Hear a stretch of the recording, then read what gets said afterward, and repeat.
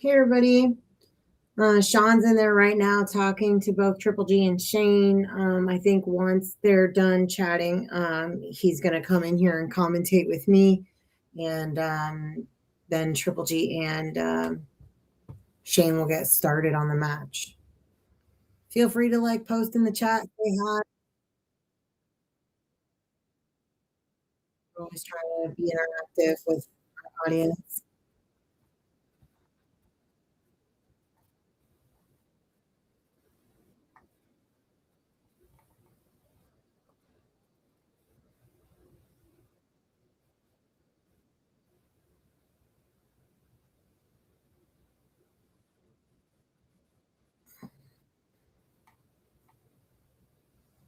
Looks like Shawn's headed out of there, so he should be joining me here in the booth. And then looks like Shane and Triple G will go ahead and get started. They're doing a coin flip instead of a lag. Looks like Triple G got the break. He is rocking right now.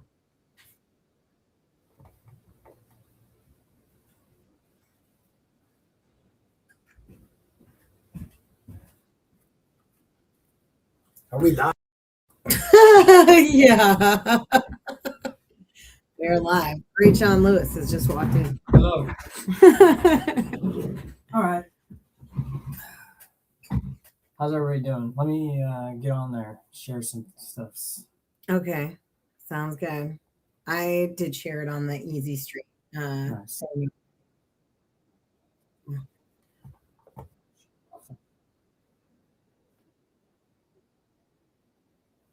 Triple G's all decked out in his one pocket gear. Love that. Let's see. So it's race to 4 for 600 in the middle. Sharon will go around a little bit here in a second.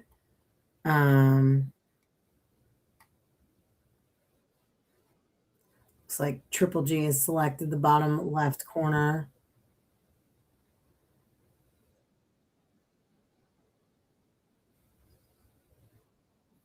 It's nice they got the balls up there for the one pocket scoring.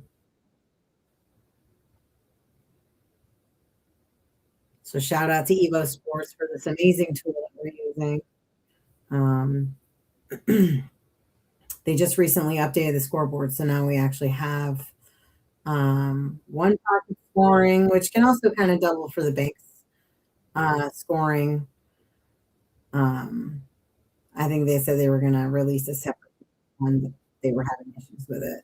So, but we're excited to have a better scoring tool. Oh, looks like Triple G sold out the 3 ball. Is this after the break? Yeah, it's after the break. First shot after the break? No. Okay. No. That's oh, dang. Well, Triple G has a opportunity here to rectify that and kick that 3 ball out of that pocket if he wants. Yeah, he's going to make that 13 first. He has an angle. He's probably going to use some draw and then maybe play back for. I don't think he can get up in 11. Yeah. But it's likely something off the 3 if he can't get to the 10. I don't know, maybe he can play one rail up towards the 2, get to the 10. And then if he doesn't do that proper, then then he's probably kick the 3 out, bank the 3 out somehow. Yeah. So this is standard one pocket. The only caveat is there's going to be a ball pocketed on the break will result in a re-rack. And if you were to make a ball on the break twice in a row, then you would be penalized basically and lost the break. So then the break would just go to your opponent. And Shane's agreed to that. It's unlikely that will happen. on this table, making a ball in the break doesn't really happen in my experience. So it's unlikely that'll happen. Other than that, it's standard one pocket. Any pocket scratch, table scratch is a one ball penalty. All balls that are made in other pockets other than the two bottom pockets will be spotted. Any balls pocketed on a foul will be spotted, and you will not get credit. So if you make a ball in your hole and scratch, the ball that you make will not count for you, and you'll lose the ball. So that's pretty much standard one pocket for y'all to play. This is my first opportunity to actually take while the one pocket is going on with the Evo. They just added that functionality. So I'm excited to try it. See how it is. Triple G said they could help him out initially to get it set up, and he likes it, and he knows what he's talking about with one pocket. So I'm pretty stoked to see. So looks like Shane was looking to see if that 12 balls, or not. I don't know if that's the 12 or the 15 is wired, the 315, but I don't think it is. He's probably going to kick at the 11. Like the 9. Yeah, exactly. You might bank across the top of it to bank it out, which could maybe be a double kiss. With one rail to avoid the double kiss. So I talked to Shane. I've never met him before. He said he plays a little bit of one pocket, and he learned how to play from a guy named Jonathan Holland. I don't know if anybody knows here, but Jonathan's an old school player in his 80s now. But I knew him probably 15 years ago as a great player and moved from, I think, the Midwest area.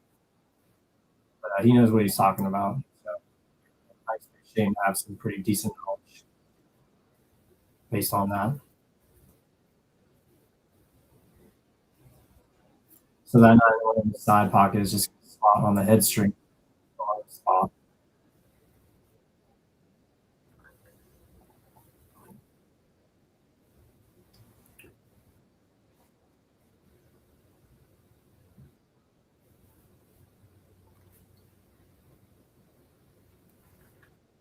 Got 8 of you out there. Who's out there? Say hi. Is Aaron watching yet? Where's Sullivan at? I know, right? Somebody go find Sullivan. Joking. So I like playing here, thinning off the 10 and just going to the bottom rail. Really ain't that much to do. If he's kicking at the 11, which is what he looks like he's going to do, might sell out that bank on the 10 ball. So that's a little risky.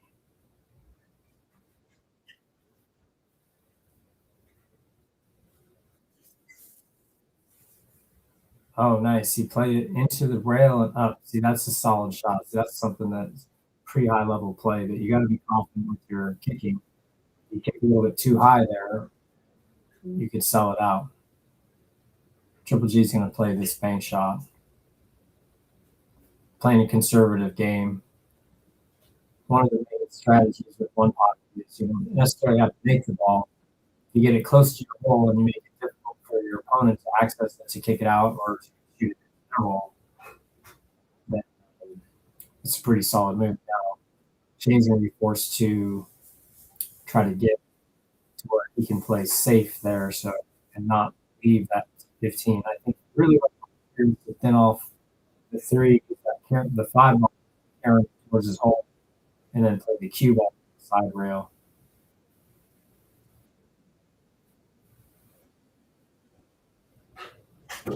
He did with that shot. It was a good shot. It develops balls that now you can use to move towards the hole and shot. And the way the balls are, they're kind of pointed to where they're easier for Triple G to make than for Shane to make. And a lot of that results from just the way that balls are broken, kind of moves the balls down the line. So here, I think maybe Shane will play this flat ball bank. You're just going to have to worry, or whether or not the double kiss is there, I think that he's going to be fine and just use the high ball with good speed, kind of by where. So I head into the 15 to kick it out. So that's a shot.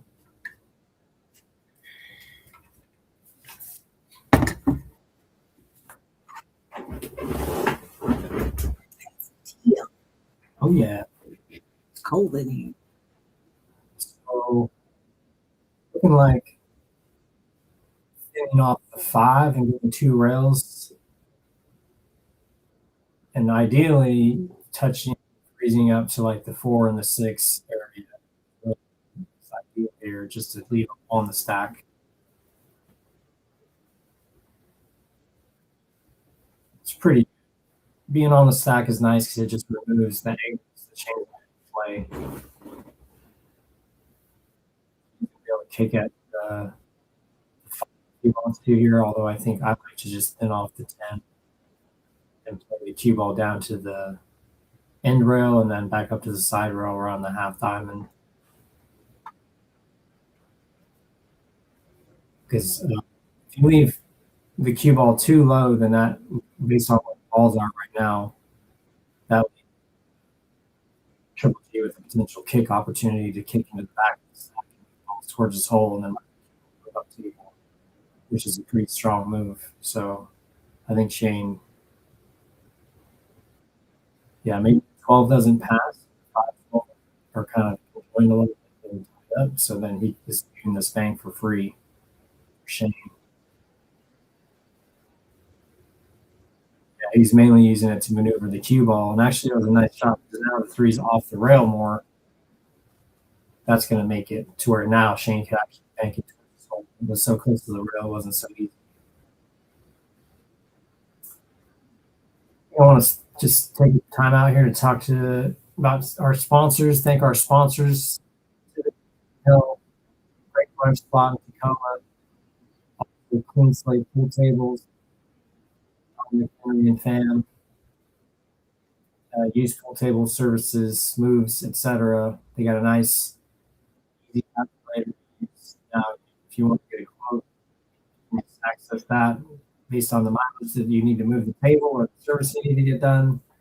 Just do all the things, and then they'll give you a price, and then you can set up a time to get it done for yourself, and based on their availabilities for the calendar. Ooh. So he picked up that ball. I think he wanted to hold the cue a little bit more or potentially bump the 5. But he sold out the 5. So now I think Greg can just make this ball and play. I don't know if he's easily can get above the 11, but if he plays it right, I think he can. It's just awkward bridging over the stack. A lot of balls. Yeah. I have to get over. Exactly. Yeah, I don't even necessarily know if he's trying to make it so much. It's just protect the cue ball.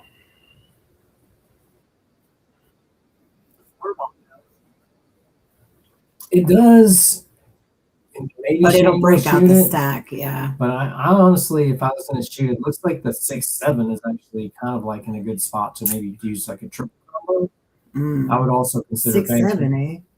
Yeah, I've been waiting for that to come up. Like, not waiting. I've known it's going to come up. It was just a matter of time. The other shot that I really like, well,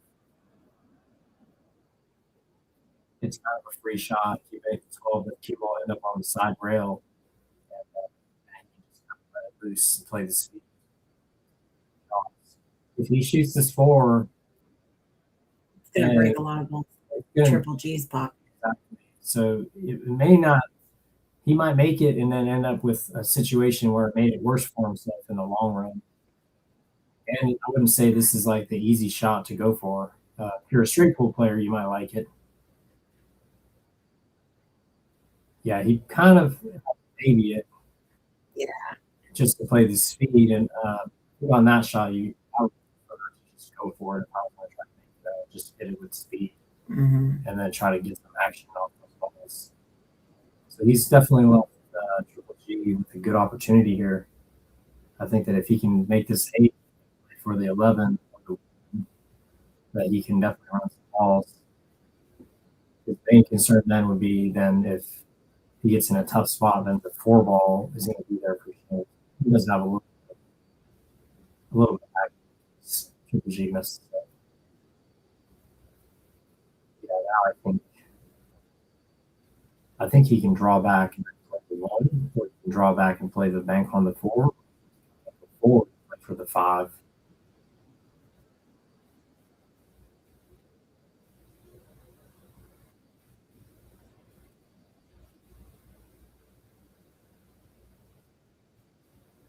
Play some right and play for the score ball.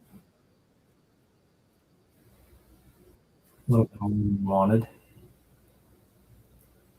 I think we should move this down a little bit, or like zoom it out just a little bit, so that it's not like covering. Sure. I can go to the room and do that. We don't have to do it right now. Yeah, I didn't know that the scoring was going to be like that above the names. So I can change that.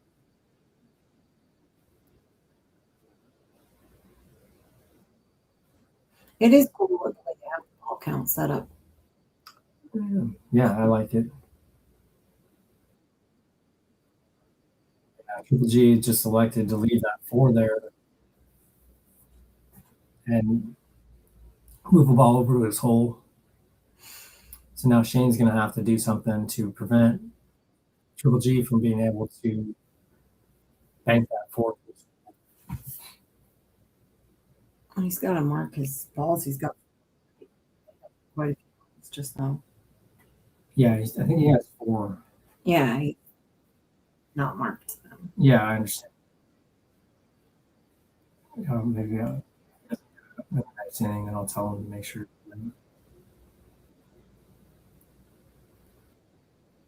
So now I think that Triple G is just going to play to bank the 4 to his side, and then cue ball by the 6 and the 7.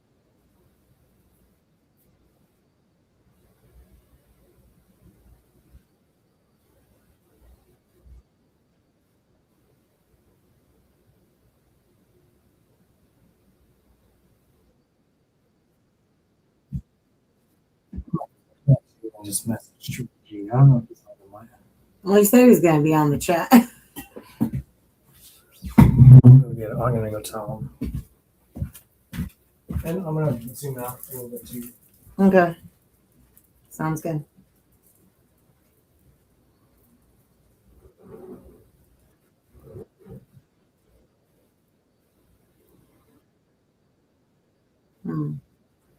So Timbo's going to have spot back up onto the table, onto this spot.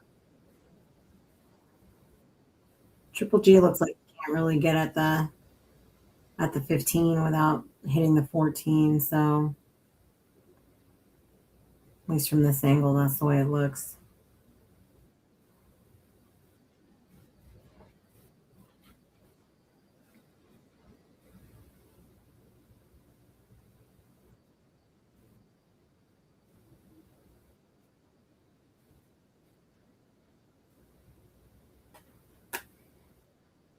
I think the camera's a little bit out of focus. I don't know if Shawn realized that when he adjusted it, it went back out of focus.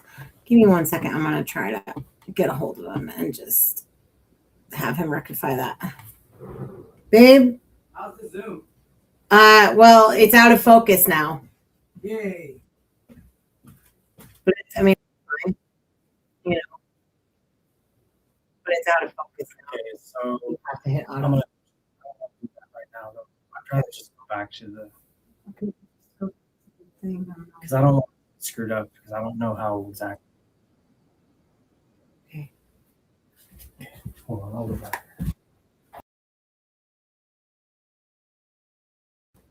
All right, Shawn is going back in there to fix the focus on the camera.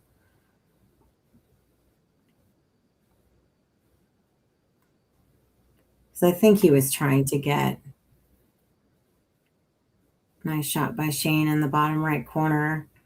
Yeah, I think he was trying to get the the scoreboard to drop down a little bit, so that way we could see the better. But no, hold on.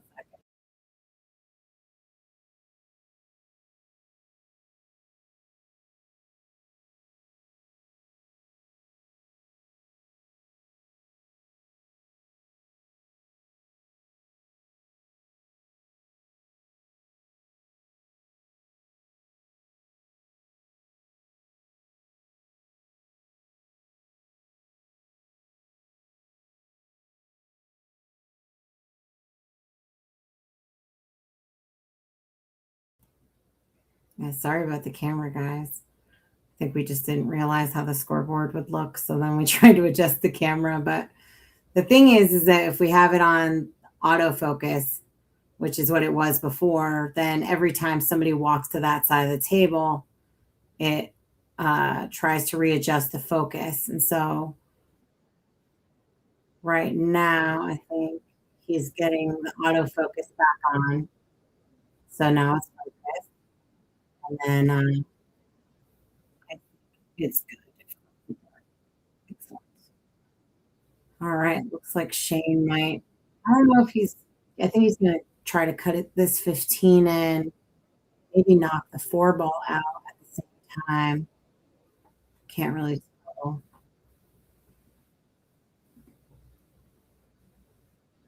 Take the 10 and get that out of there.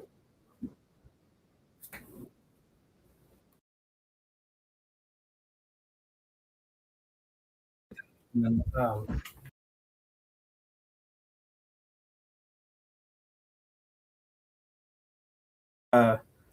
making it swanky for the guys. Yeah, they're gonna put music on in there. But anywho, so we got all that figured out. So that's good. Appreciate you guys being with us. Anybody out there? We got what, 9 people watching? Nobody talking. Nobody watching. So lonely.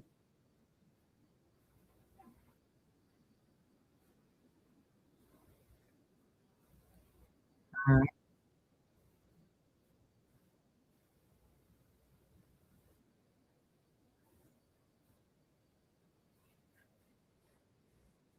It looks like the ball count is it right? No, it's right. Okay.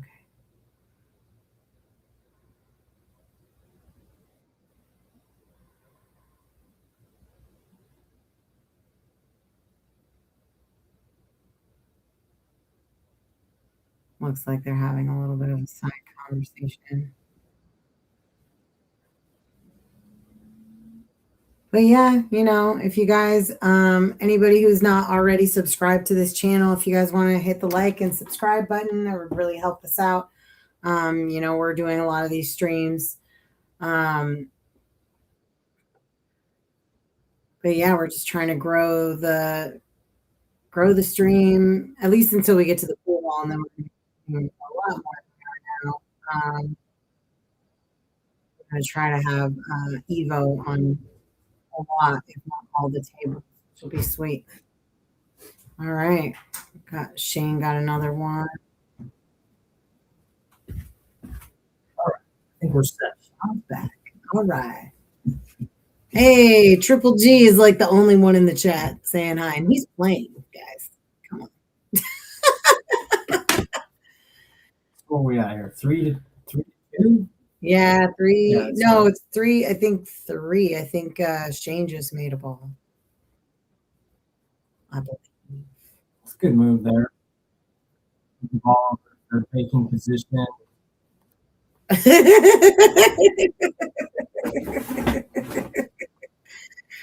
Triple G always with live color commentary in the chat.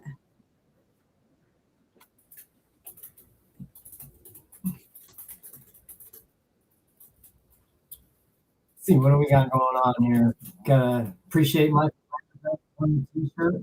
Oh yeah, Michael For Vanderbeck. drawing for our celebration of getting more followers on the Facebook and everything. We'll probably be doing another one of those in the coming coming days, months. Yeah, So we y'all- doubled our followership since Yeah. the t-shirt giveaway was announced. We were at 350 and then now we're at 705. Appreciate Good job, everyone. guys. We appreciate you. Everything adds up and helps us.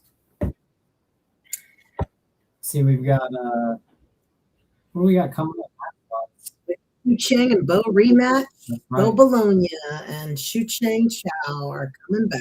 It's on Thursday, yeah. Yeah, they're coming on Thursday. So that's sweet. Yeah, it is fast. Table's very fast. That's how I like it. It is my take. Oh.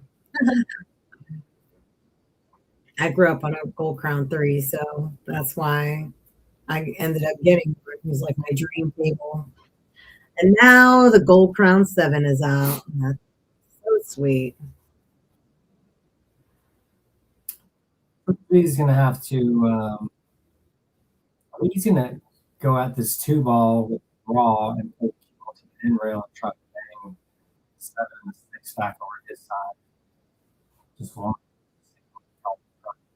Than myself. I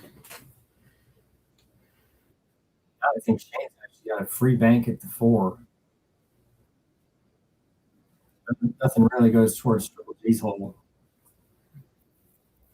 Play crossover bank, play the cue ball back to the center end rail. Just like high ball with a touch of left is what I like here. Mm-hmm.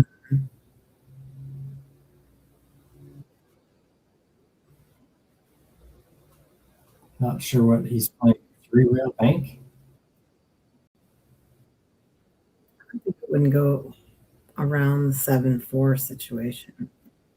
Yeah, he was definitely playing the 3-rail bank, but he didn't hit it the right way to make that. Well, at least he rolled it a little bit past the cue ball, because then otherwise he would have sold that 6-ball out to Triple G.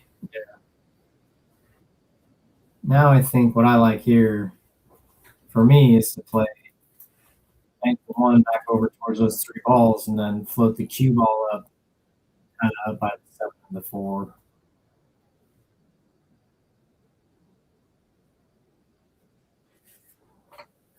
Yeah.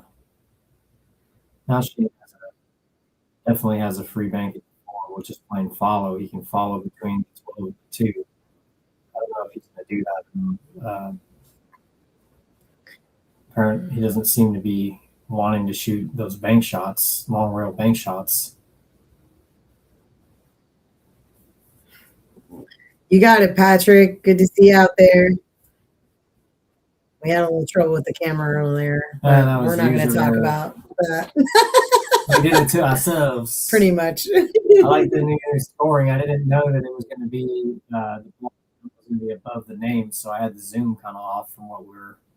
But we got it figured out. Shane is sold out. Yeah. The whole game. You get this yeah.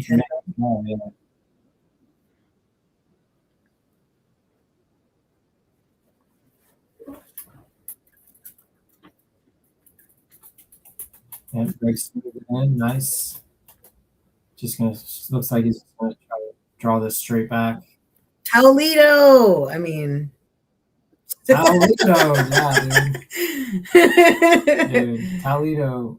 Triple G Lito. That's hilarious. I don't know if y'all know about Taolito or not.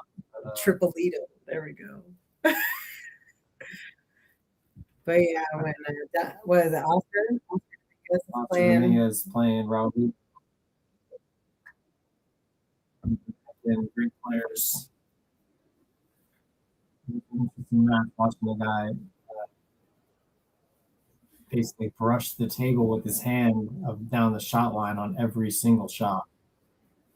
It was amazing. I think Triple G is just going to cut this ball. Dang. Going for it. Nice shot. Oh, yeah.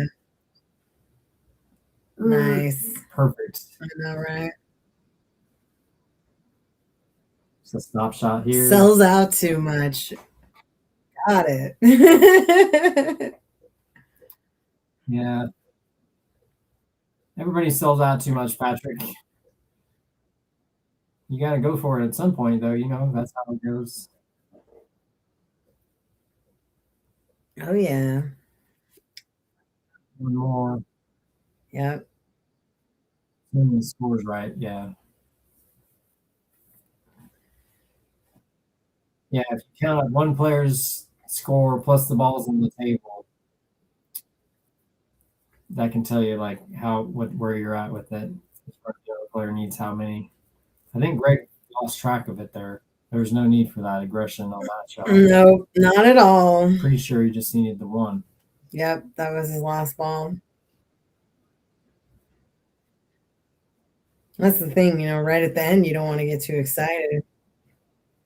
Yeah. Mistakes happen. One pocket's one of those games too where if he made that ball and played on the one more, that would have been way closer. Each ball is so he does have 7. Yep. Make that. I'm not sure what happened there. A little short circuiting. Too much excitement. I think Shane's almost. I don't know. I've almost forced myself to shoot the 2 here. Right. You're in a desperate spot, With me only one, you need everything. You need the rest. But then he's still alive. I think making the 9 out of here is okay too. It's just risking. You're always going to sell out that no matter what you do. So you're leaving Triple G a shot. So that makes it a little bit. I like to play a little bit more aggressive at the end of the game like that.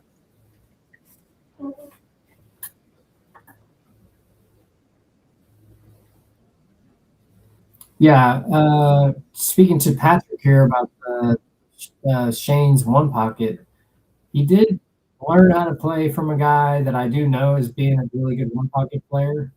I don't know how much he actually plays as far as like his regular routine, but he does know. The guy that told me he learned from definitely knows the game, so I'm expecting some interesting things. Shane did say he plays pretty conservatively, so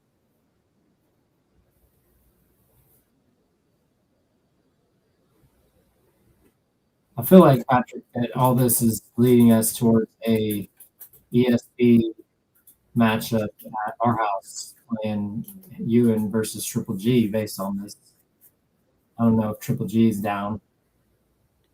I didn't have to shoot the 9 like that. Yes, Triple G. Yeah, I'd be like, that's what Shawn said. I'll let him know right now.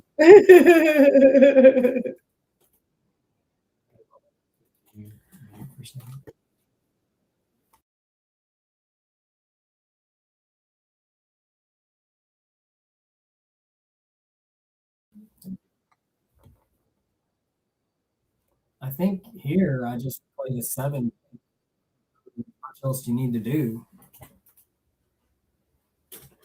Even though Triple G only needs 1, he doesn't have to be shooting any difficult shots. He can just play for that really good shot.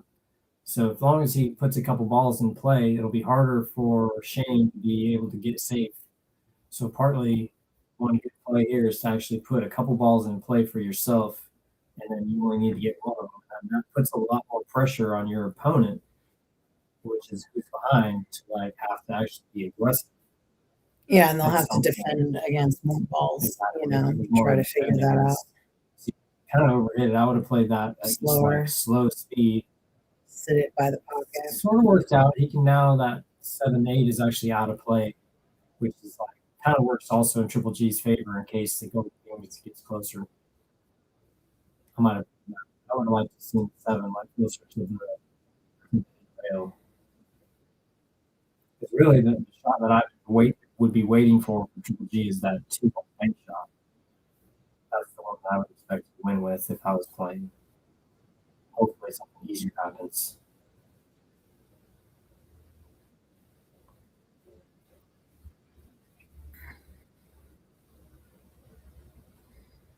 I think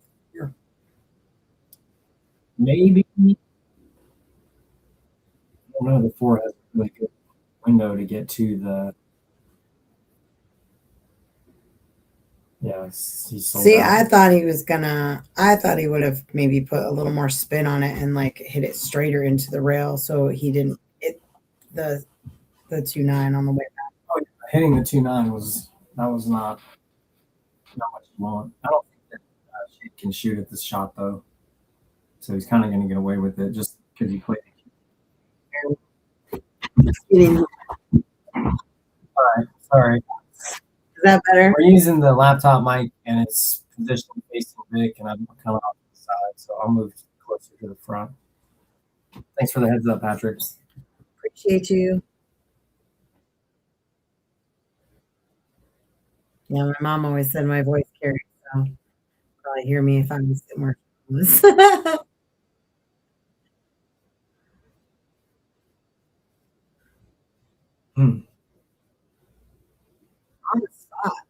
He could bank that. Yeah. And even if he doesn't like make it, if he slow rolls it, he could leave it in play for himself later. Yep. This is like a prime spot for to just play a speed control bank. And this is kind of like exactly the shot that he's good at. He's going to just play it with pockets, and I expected. I'd be surprised if he didn't get very close to making it. I don't know if I like the 9. Honestly, I think the 2 is really the shot here. Setting himself after forgetting out.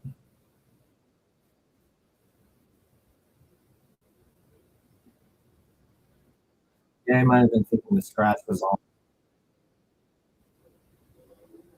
Mm.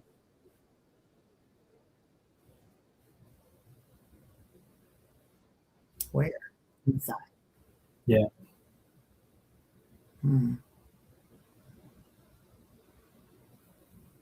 Guess it depends.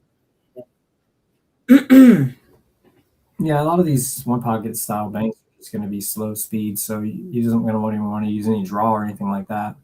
Because he did draw above, that's part of why it went short. Or just the angle is different, So much of what they want to do is just baby it to the hole and not use any English.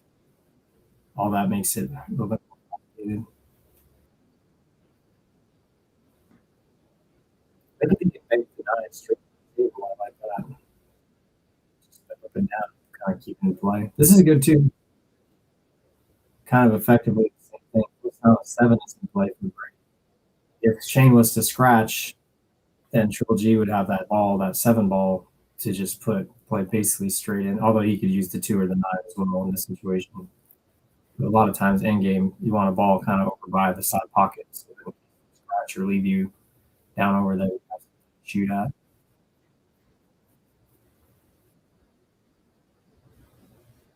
Kind of a tough spot. It's hard to defend here.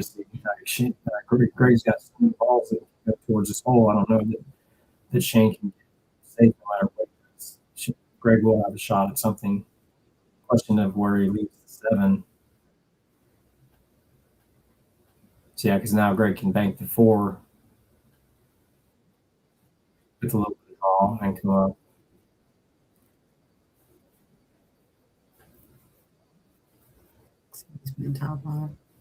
Yeah, if he would have made it, I think he would scratch. So I was thinking he would draw the ball. He's not going to. You want to hit the 4 and keep it close to the hole. He's kind of what he's going to try to do. Yeah.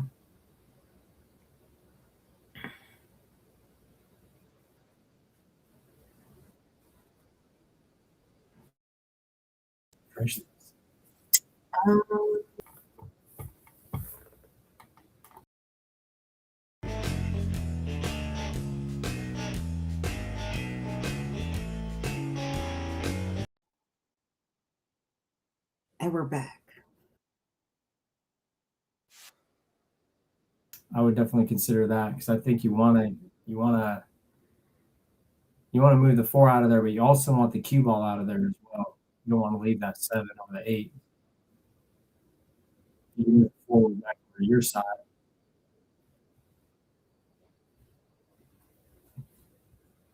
And I think that's going to work out for him. I don't think the 7 is easy because it's going to be a double kiss. But again, this is where the 2 is back to the spot where I was thinking later for the shot that Greg was going to use to potentially win. I think now's the time to shoot this ball. Depends on how much Greg wants to play the score here, but I think you got to go for the easiest shot, and I think the 2 is really pretty big. There's low risk. Shane doesn't have anything to shoot at, really.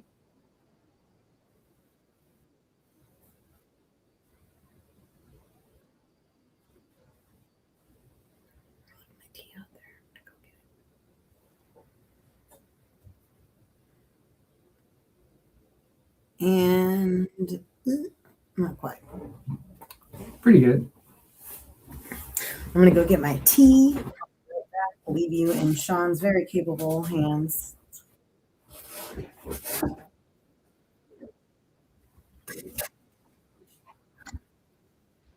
Yeah, this is pretty tough when you're straight in on the ball to your opponent's hole. It's kind of difficult to do a whole lot. I think Greg's going to just shoot this cut shot now. The only benefit for Shane is they're all in play for him.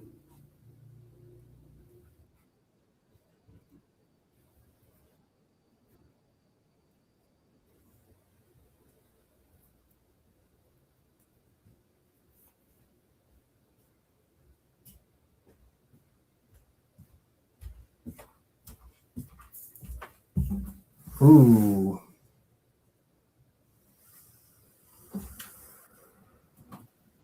Back to 6. Ooh. Dang.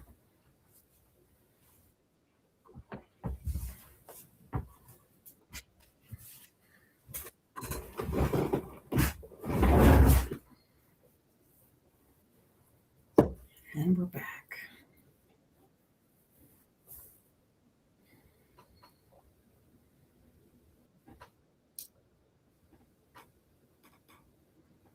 Yeah, I think that you can just bank this ball. Probably play it, over kind of where Shane's at, and then just bank the 9 at the 2. Can't really expect to make a ball here.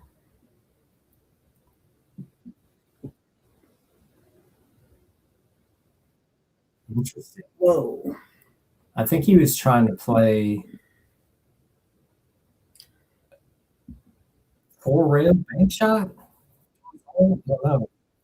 I think Triple G forgot to reduce his score.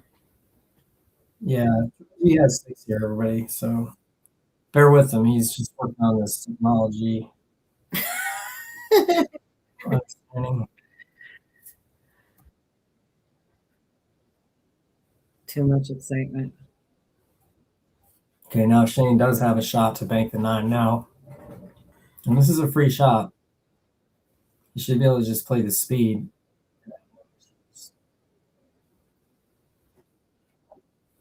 He marked it.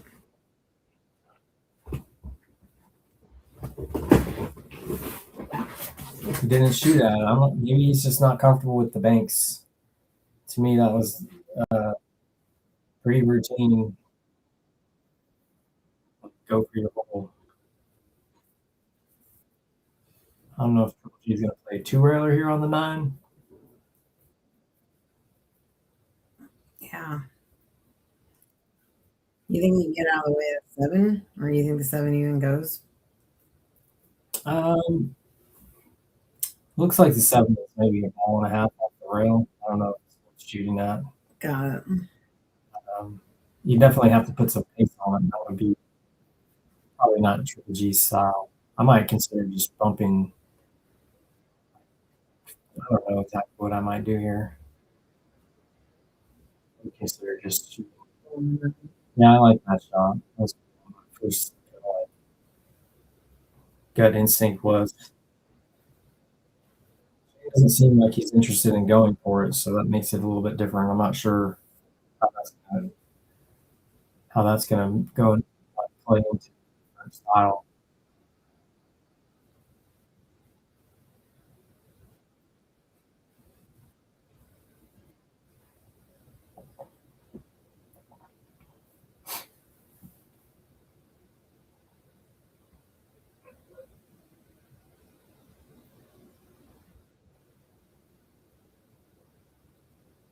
Shane's going to kick 2 rails. Sold out the 9.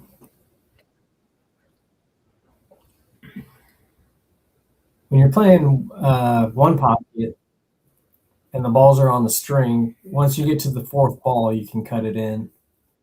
Typically, the 3rd ball does not go.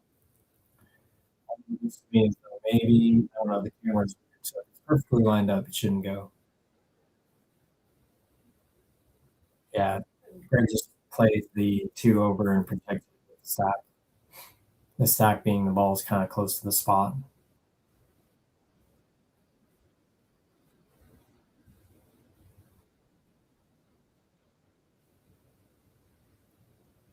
I think that Shane can still bank the 2, though. I don't know if he's blocked it completely.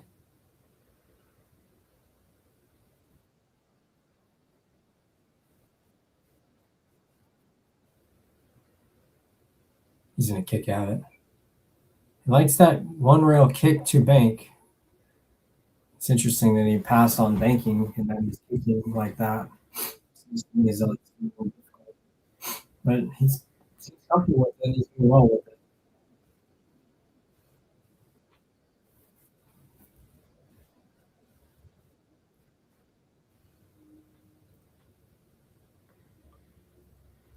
I think he's gonna go on the cross for the 2. Yeah. Just put it in the middle. Back to the stack.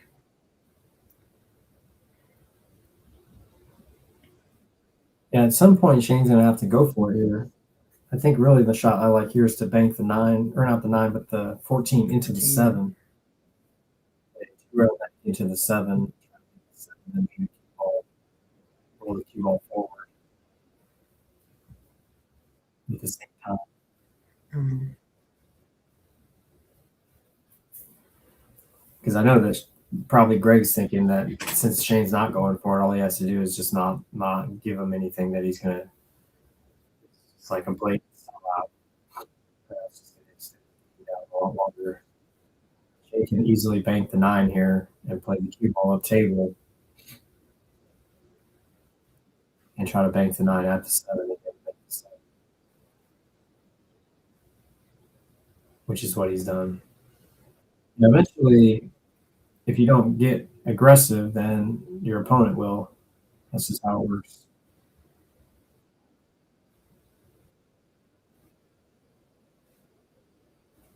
A great slow kick at the back of the 7. Oh, just banked it out. Oop. This is what Shane's been waiting for.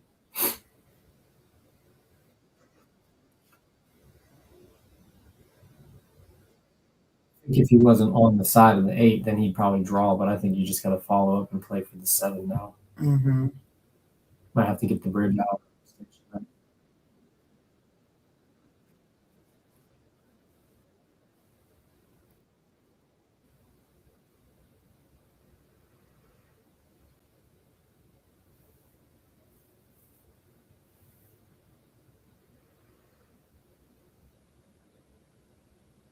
Ooh. Might have been better off with the bridge. Just because I feel like the way he was leaning over it, it didn't seem like he was very comfortable. Exactly. Yeah, he's still a little bit over.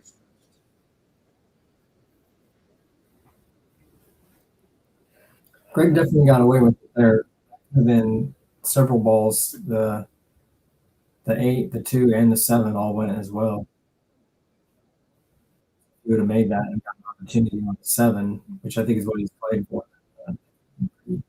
Pretty dangerous. It's like 4 might be pretty easy here as far as the combo. I think the only thing you got to worry about then is like if you're going to roll the ball, that now maybe you might eyeball it.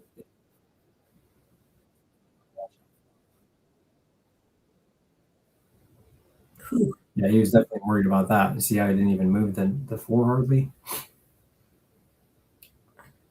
Yeah. I like banking the 7 and playing the cue ball up table. Greg's kind of a situation where 4 ball easily bankable back to Shane's hole. If you bank the 7 and you play your speed, he's going to probably leave the cue ball back down on where it's at now.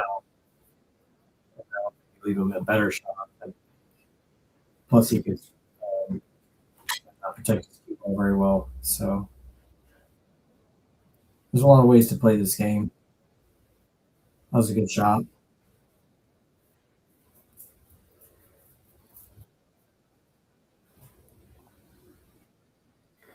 Could get aggressive here and play the off the side of the 4 and try to move the 9 away. Play the roll down there. I think you try to kick it 9 in or 8 now. You could try to kick the 9 in. There's just nothing else after you make it. Yeah.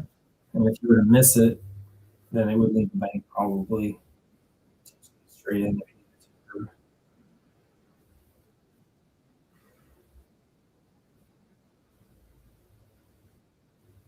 Here, you can play the bank shot and just use draw and slide over to the side rail, and then try to use the stack to.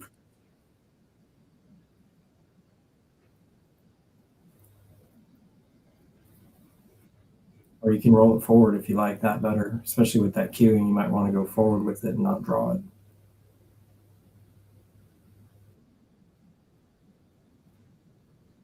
Off the 9. Oh yeah. What a shot. That definitely was part of the way it could have went. Yep.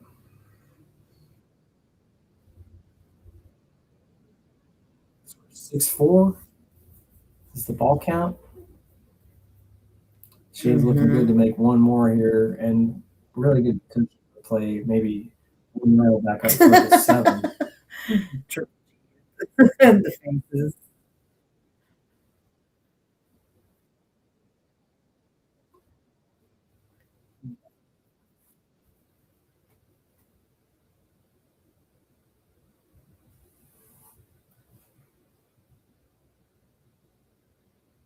Ooh. Muy picante. Yeah, one pocket is tough like that, where you hardly ever miss in a rotation in one pocket after you've been bunting them around for a while. It's a bit tougher. Think of an opportunity, forget what you're doing. Yeah, Greg's just playing like a passive shot there to move Shane's ball away.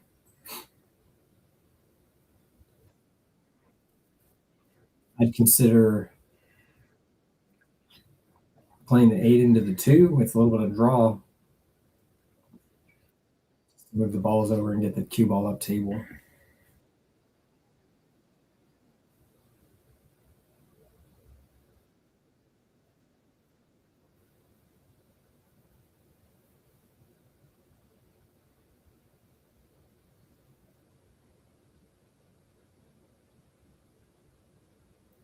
It's a good shot.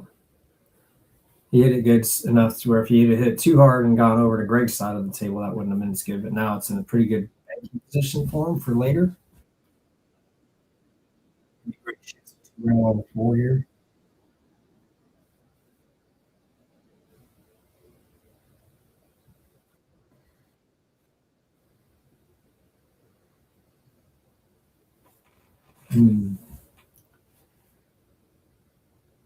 Shane's just going to be able to kick this out. Yeah. Or bank it out.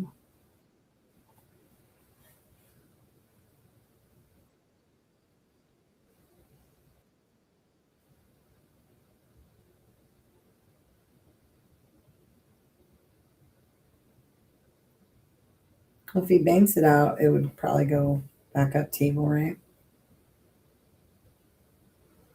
The cue ball. I think you can just shoot straight into it and play a stop shot. I was thinking coming off the face of.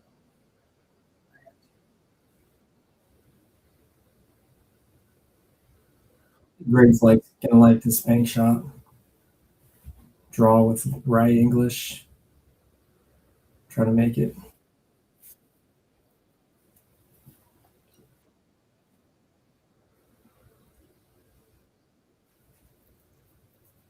Did not quite turn over for him.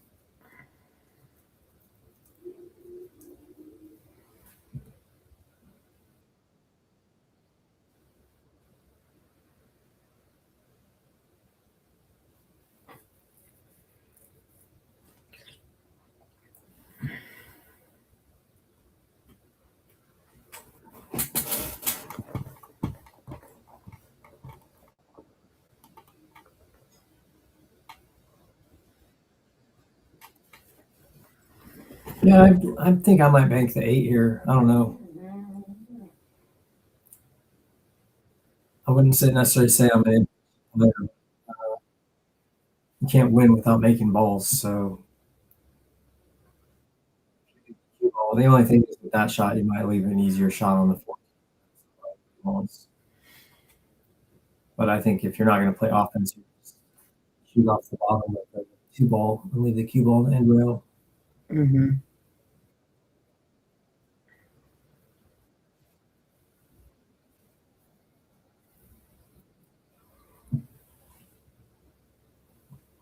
Well, if he can shoot straight at the 14, then I like that. But he is leaving the bank on the 9. Yeah. Not to make it, but probably to the end rail, close to the hole.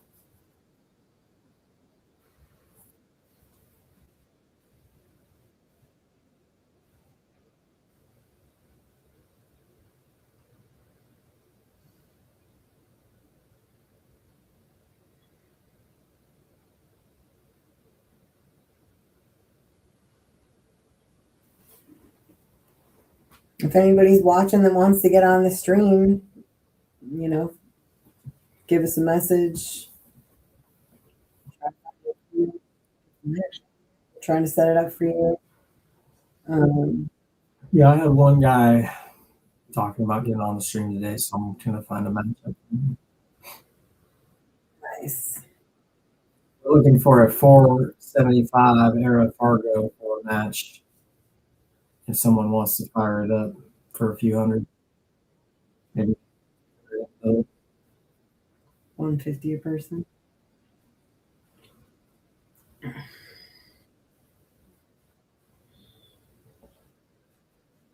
I know Ed Caulfield is down. You don't have to say anything yet if you're watching. But maybe I'll.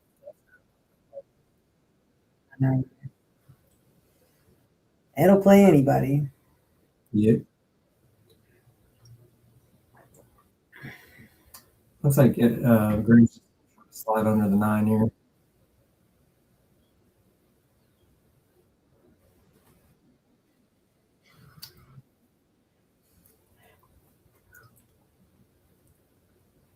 Yeah, now I just bank the 4 back across table and leave the cue ball down in the top rail.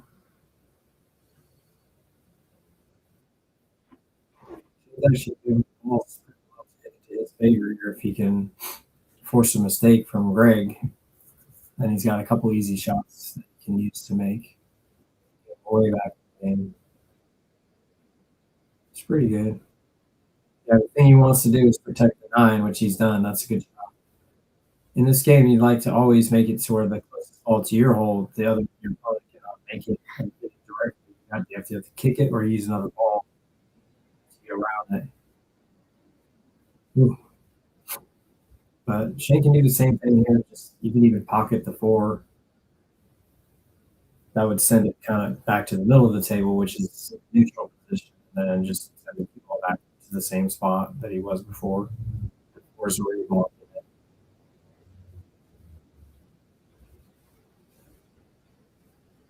Yeah, now Greg's gonna have to kind of do a similar thing. Play off the 2, and then these shots are he's now we're playing 7, so now I think maybe you can just shoot straight into the 7 and bank it. Just slide off the 4, I think, huh? Oh dang! Woo. I think that's what Patrick was talking about right there. Got a little aggressive there. Tired of moving the balls around. Time to move them right. Yeah. Rearranging the furniture. Get a bank the 8 back. Yeah, it's almost free. It's just so far away that you might not feel accurate enough to shoot at it. Yeah.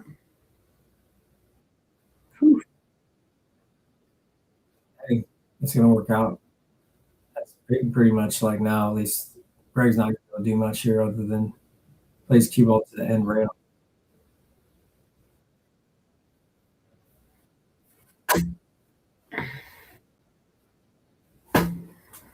Let's see. What other matches we got coming up in February? We got some smaller ones, and then we got the big one. Yeah, we got a match coming up on Valentine's Day. Versus Randy Kamantiki. 1,000 in the middle. That's gonna be a great match. Two expert one pocket players, a couple of the Northwest best one players over the last 20 years, probably. That's gonna be fun. Hope you all stop in for that. The Shayne match is set up. I'm working on setting up another match for the week after Valentine's Day. Should be soon.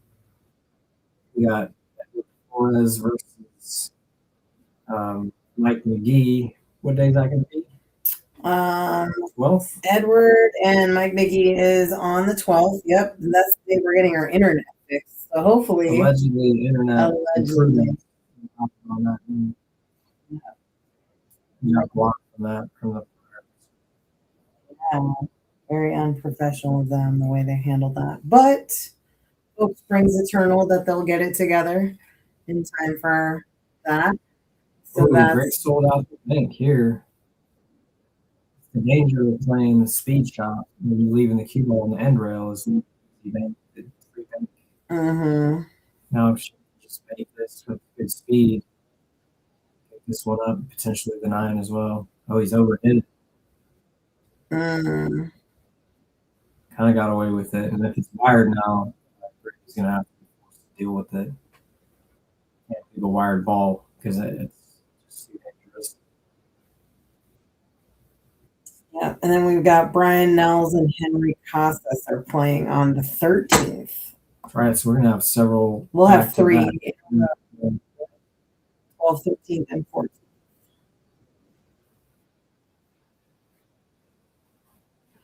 I think that Shayne can play the 7 bank now.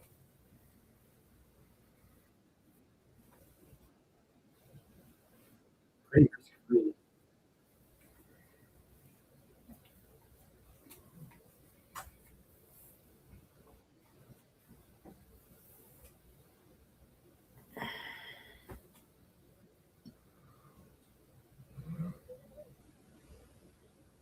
Didn't quite get there. Yeah, pretty good speed, but yeah, he would have liked to have made that shot. That was a prime opportunity.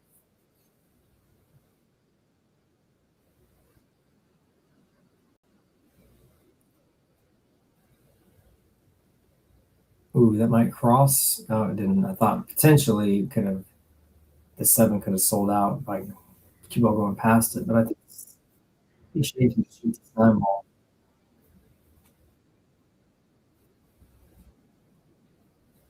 I don't know if he's worried about selling out the 7 if he misses.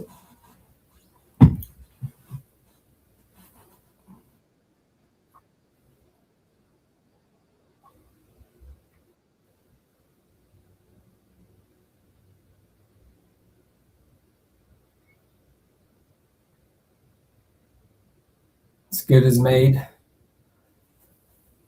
Looks like we're going to go to 6-5 here.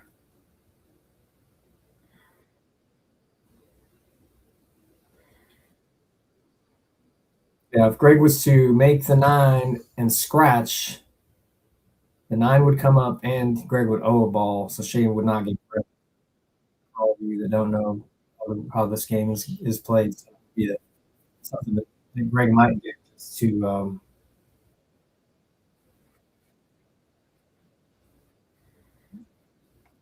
that's not what he wanted. Now, see, Greg was thinking it was kind of a free shot because Shayne was going to make the 9 no matter what.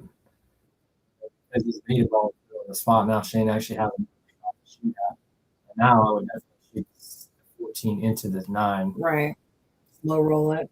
Then the Unless 14. you felt really comfortable about getting shape on the 14. Yeah, if the combos the 14 into the 9, then the 14 should just be laid up. Mhm. All depends on your comfort. The 9 is kind of in a tough spot to play easy shape on the 14. Yeah. Especially if you- Yeah, and if you were to just tap it at all with the 14, then it would go. And I think no matter what you do there, the 9's going to get counted for shame eventually.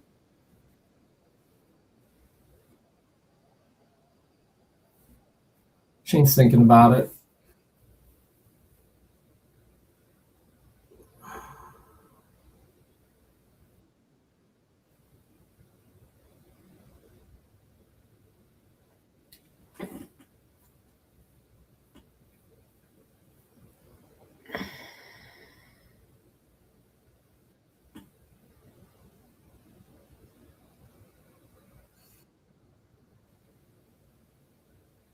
Ooh, that's going to work out. Now Triple G is going to have to kick at the 9. I think maybe he'll do it, and then the 14 will come out. Yeah. He's got the spank shot. So it's 6-5. Yeah.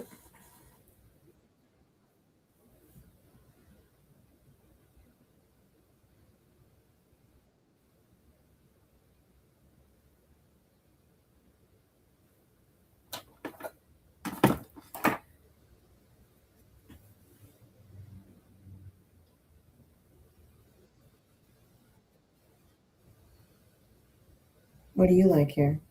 I banked the 14, and then I played to bank the 4 next probably, but I wouldn't play so much speed here. I would just play the 14 as close to the I can and pocket it. I don't see any other shots. You got to make a ball. At least that is an aggressive shot. I don't see the point in moving the ball when you're not trying to make it go towards your goal. A little bit of that. I mean, that's a good shot because you are moving the ball away from Greg's hole or away from Greg's side, which is something that it seems to be. Shane has not even shot one long rail bank yet.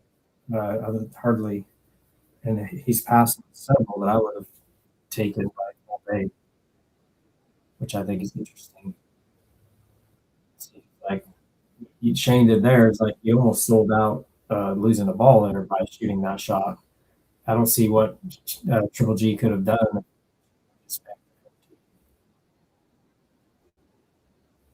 And had a chance to make the ball. He would have had a chance to make the shot if he would have shot the 14 ball. The 7 never had a chance to go. So it kind of was like a little bit wasn't as effective as I thought was possible there. Mm-hmm. That's the interesting thing about one pocket is that, if he would have hit that 7 a little bit better where he wanted to, I don't know what exactly. That would have been 7 out of there. If you weren't going to bank the 14 when it was free, you certainly wouldn't be trying to do it now.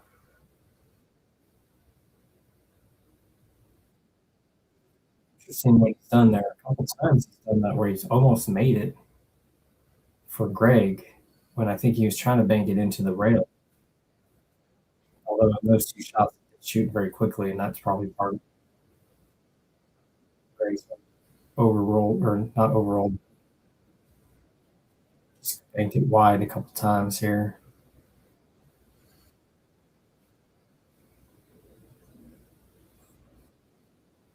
See, now Shane's going to bank it.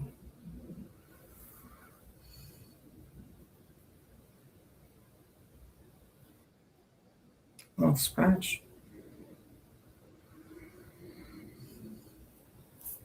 Done some good things there. The 4 is blocking the 14. shoot.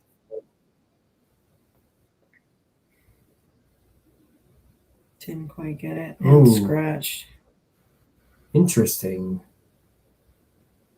So now we're at 5-5.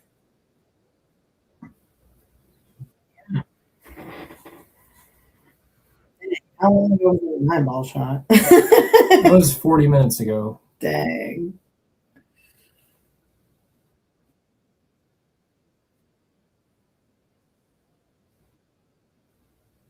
It just shows you how one false move can, or Yep, just an oversight. Yeah. He didn't have to do what he did there to win, and it didn't work out for him. Hey, all right. well, looks like Triple G is definitely going to get one back here. Yeah. I think you just play the. I don't know. I like playing the stop shot here. Making the 14 as my next shot into the 7. Just rolling the cue ball. Maybe to like this thing out. Where's this mouse? What do you need? The mouse. Where's why do I never find it? I don't know. It was over here, I think. Okay, gotcha. But I always try to click the mouse once. Oh, Yeah. Just goes to sleep. yeah, he had an angle there, so he's looking good. Actually, looks like he's just gonna run out here. He's got 6. He can go forward for the 7, and then get this. Shane finally made the fatal error. So it's gonna be 1-0. Triple G race to 4. I think it's 600 in the middle. Was it Triple G's break first? Triple G, yeah, Triple G broke first. So if it's gonna be they're Shane's doing break, alternate breaks, that will be Shane's break. Yeah, it's one pocket typically alternate break. The person that's breaking does have an advantage because you do get to move the ball towards your hole. You're gonna take a short break, so I'm gonna go say hi to him. Yeah, we'll be right back. Player break.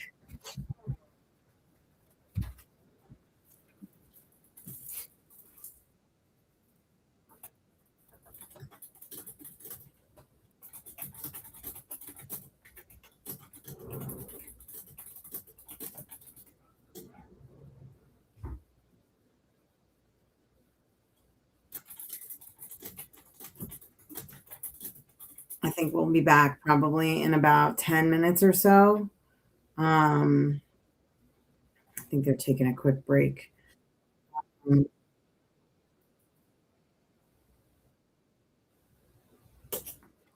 Thank you for everybody who's like helping us with our audio. We've definitely been trying to troubleshoot that. As we said, our internet is getting fixed. Supposedly, we're getting new internet on the 12th. They canceled on us like 10 minutes before the end of the that they were supposed to be here at last time. Canceled our reservation and made us make a new one, which put us at the bottom of the list for 20 more days. So we are coming up on that 12 years. So hopefully they'll be installing the internet.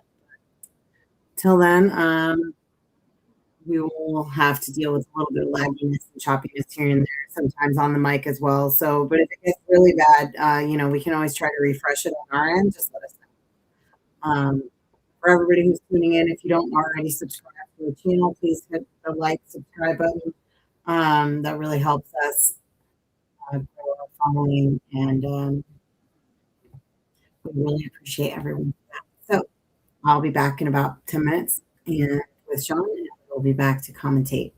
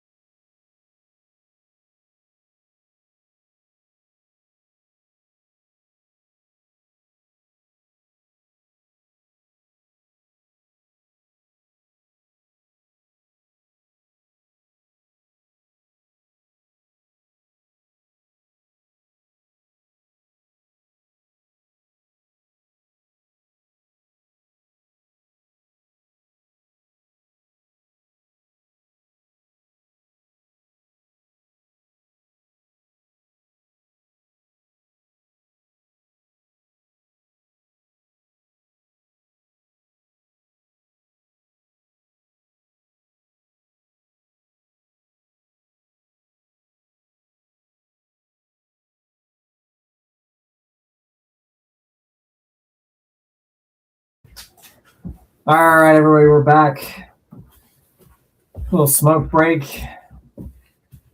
Thank you to our sponsors, tables.com. Well, not new tables, I don't think. Mostly used tables. Occasionally, I have a few new tables. Service, refelts, moves. Go ahead and get on the website. They got a cool calculator to do quotes and whatnot, schedule services. Also, Tibbitts at Fernhill, reservation only brunch spot in Tacoma. Super delicious. Yeah. Shawn Tibbitts, the owner. Yep. He's Indigenous, award winning. He's been labeled one of the top brunches in the world. His food is good. He goes to Alaska. That's where he's from. He's an Alaskan native, and he'll bring reindeer sausage back. He uses that in his brunch recipes. I think they had an 8-egg omelet when we were there last time, an 8-egg mushroom omelet. So good. It looked amazing. And the lobster bomb. Yeah, lobster bomb is money. Like Omega. It's like eggs Benedict in a bread bowl with potatoes, hollandaise, and lobster. Yeah. If I was to sum it up. That's not we got Shane on the break here. Yep. Looks like he's racked him maybe a little bit, honestly.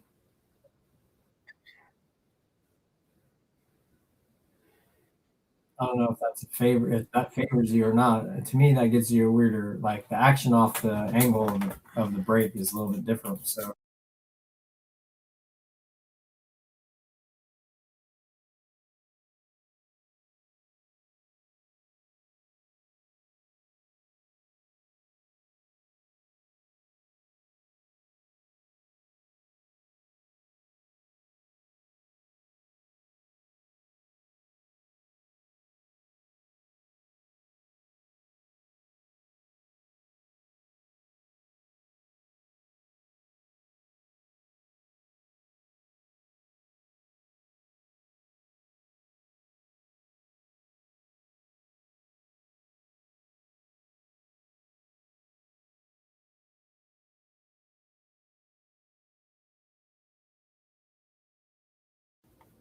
We're back. Jeez. Sorry, guys. We were talking hella. I thought I unmuted it. Oh, I guess not. My bad. Thank you to our sponsors, Tables.com, Tibbitts at Fernhill. We'll talk later about that. Yeah. Excited about some future matches coming up. A little bit of one pocket match action. Yeah, I think we have the first 9-ball match too, because I think it's all been 10-ball or one pocket so far.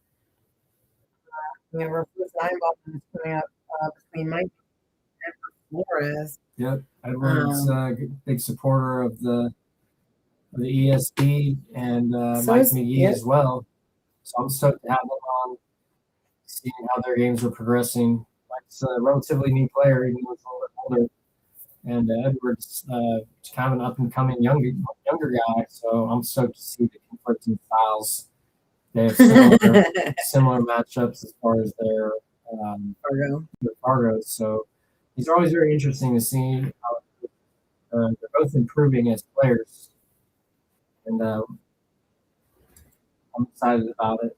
You know, it's really cool to see people willing to go ahead and get out there, get on TV, basically, so they can then get their own personal view of what's going on later. You know, having the opinion of all the people that are watching and all that. It's definitely a different level of pressure being on the stream, even though no one is watching you from the crowd, so to speak. It's its own kind of pressure. I think it's really cool to watch that all. We got talking some smack over here, Patrick, in the chat. I already offered to Triple G to host the game here, Patrick. It's still on. You can make that happen. Oh, yeah.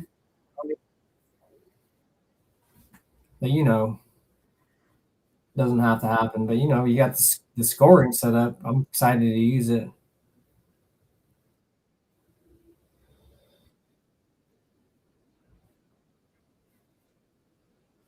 So Geez, what do we got here?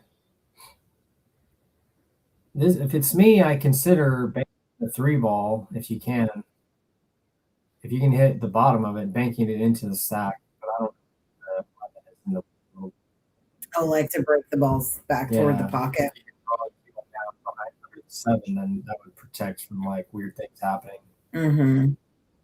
Some like a massive amount of movement. But I think other than that, I like banking the 6 and following the cue ball.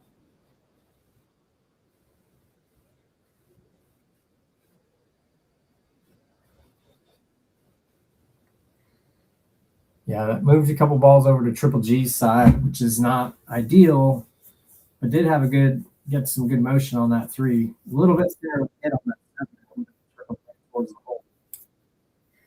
Just I don't think he wanted to hit it that hard, knowing that he was going to move the stack. I'm not sure if the 10 or I think that's the one in the 14. They look like they pointed at Triple G's hole a little bit, but I don't know if that's true or not completely. What I like here is to bank the 9 into the stack again. Yeah, just like that, and leave it down tucked underneath. That's a good shot. Now, Shane's going to be forced to shoot a ball probably towards Triple G's side just to avoid selling out, because it's going to be difficult for him to get behind. You think he can get underneath the 11 and then float it over towards Triple G's pocket? Yeah, he could shoot just like a stop shot or a little bit of a stun follow on the 3. Because he's so close to it, he might miss it. He tries to hit it too hard. That makes it tricky. And then not miss them out because you can just bank the 3 2 rails out of it. That's not all. Yeah, one tricky game, It's true. Another shot that we could do is shoot into the 11 and draw into the 3 and get the 3 to bump. The thing is that moves the 7 towards Triple G's side. There's a lot of shots here that kind of like help the bulk of the balls move towards Triple G's pocket. And that's not really what you want to do when you're playing pocket. You prefer all your shots are productive in a kind of like general mass of the ball to your pocket than your opponent. And that basically makes it where you're on average more shots, and then your opponent has less shots. I think he's going to play safe here or play. I'm not sure what that was exactly. He was trying to kick at that ball. Yeah. Or if he was going to play like an intentional safe and kick down to the end rail.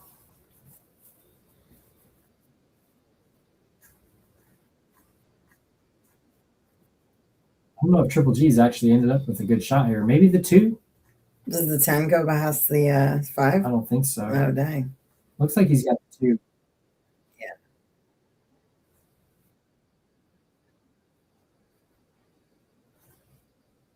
Yeah. Nice.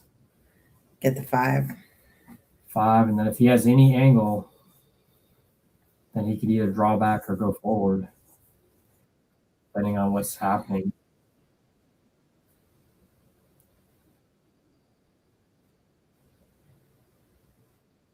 A little bit more than that. You think he can get the 14 between like the 7 and 13? I think that the 1 cuts off. Oh, God.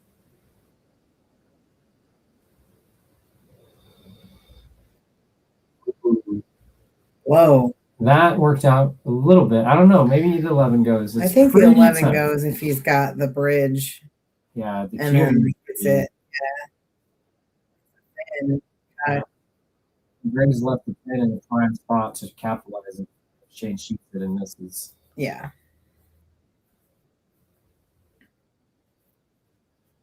So Triple G's pocket on this game is the right hand pocket. I know the scoring is set up is the other way. So you all know you just have to keep track of that. Maybe we can add functionality to the Evo scoring to where we can switch the sides.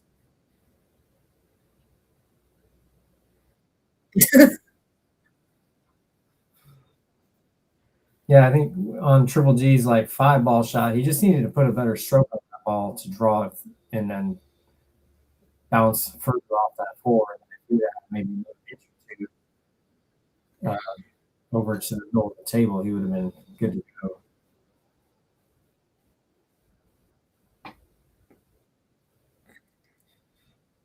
So you can try and kick that 10 out of there. I don't see how he can get at it. Honestly, you might have to shoot at the 11, but I don't know if he likes that. The other thing to do here is just slow roll off the side of the 9, or the side of the 7, and just leave it on the end rail. Mm-hmm. The thing is that it's going to leave the bank on the 11.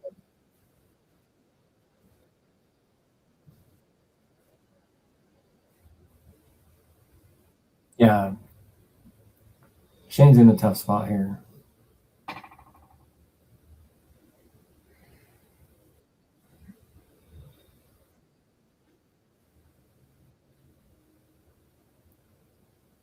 Interesting choice.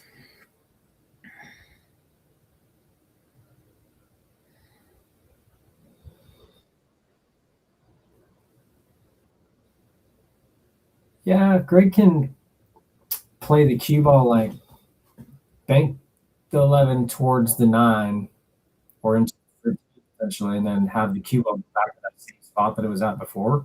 Mm-hmm. That would be nice. I think it would make it a lot tougher to get safe.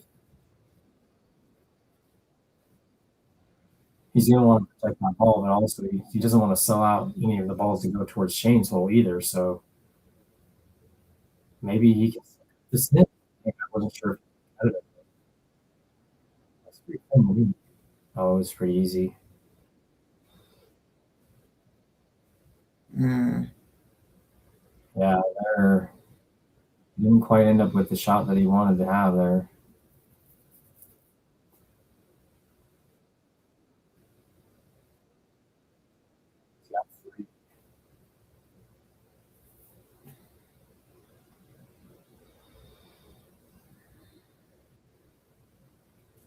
I feel like I would have tried to like maybe play the 6 further down and get that stuff further, like knock the 3-11. Yeah, the ball. True. He's kind of in a mode, I think, where so much of these games and most people play everything is a two-way, and because of that, they're not really doing as much offense that they could because they're more worried about selling out like a move that just really puts you in a bad spot so much of the time. Mm-hmm. I think it's one of those games where confidence is so big, where if you don't shoot shots that are really in your comfort level as far as like the strategy in mind, then that would be tough. Okay, so Shane's at -1 here. Triple G's got 3 balls. The ball's red. Sorry, this is the first time I've seen the negative. You got the negative score. 1. Yeah, the negative 1. I think really what I like here is when the 8 first goes past the 9, and then 9. probably go to the 13. But that's, I mean, you play the 8, then the 9, maybe the 8 and then the 4, and then the 9. And that gets you to 6. And then you got to just find a way to get 2 more from there. Well, if you hit the 9 in the pocket and then float it to the 13, you might be able to get that one. Yeah, 100%. And then that leaves him with what, 1 more? If you can do it. Yeah, he's going to need. Okay, so he's definitely playing your shot. Okay. The trick here is going to be that if he gets queued up those 3 balls that are left of the 13, he could have weird queuing and then cause him not to be able to get up off the rail. Ooh. This is actually good. He's broken him out enough to where now he can do a little bit more magic. Now I think he's going to try to draw back for the 7. Mm-hmm. And then if you not have, I think you have 6, 7, right? 7. He's got 5 right now. Mm-hmm. The 13 over 6. If he draws back and gets to the 7, yeah, now he can float that in, and now he's probably going to play either the bank shot on the 11 next if he gets a good angle, or he's going to kick out the 3. But he's in a nice spot here with 6 balls. If he makes the 7, then they'll have 7. playing for one, you don't have to get so excited. And be like, okay, I need to protect my hole here. Try to get balls away from his hole a little bit, and then bide my time.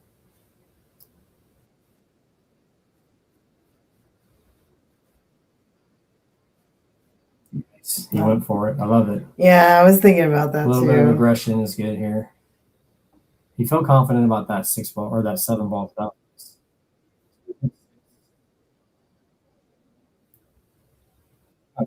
7, right? So yeah, this is it. If he makes the 6, hopefully he remembers that. Yeah.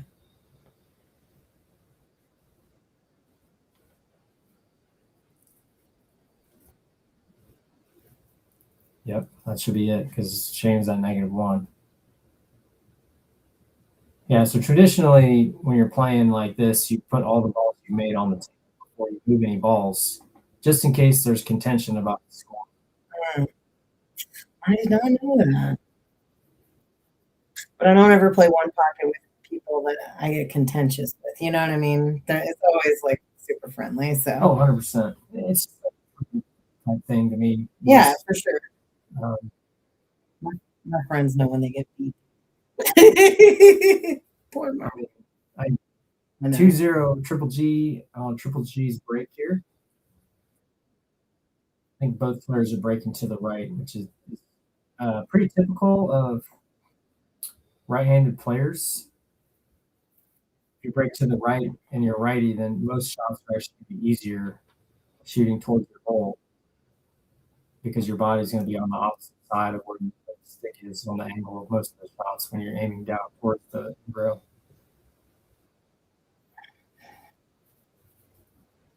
So, like, you get maximum advantage breaking to the right if both players are right-handed as the breaker. Yeah.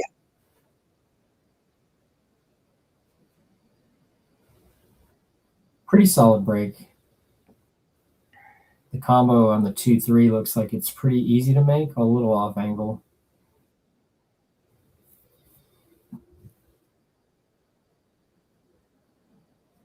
Might kick at the bottom of the 3 here, but then he's potentially going to sell out the 10 ball bank doing that.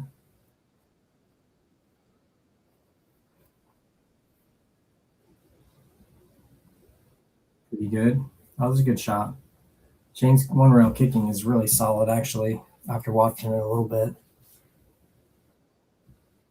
I think here, if it's me, I like thinning off the floor up to the top right area of the table, and then force Shane to figure out how to get behind that 2 ball. I think protecting the 2 is paramount. Plus, if you thin off the 4 a little bit, you can bank it off the floor, give yourself a better banking position for the 4 ball. Mm-hmm. That opens you up for better aggression later. He doesn't really have good access to anything on the stack. He's going to play off the bottom of the 15. It's like 8 maybe.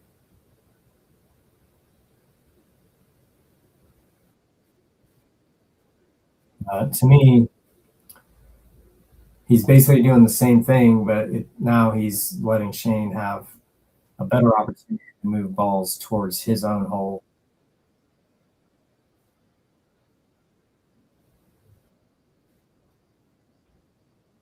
Because you can thin off the 10 ball and get behind the 2 or stay under the 2 pretty easily here. Potentially, I think the double kiss might be there.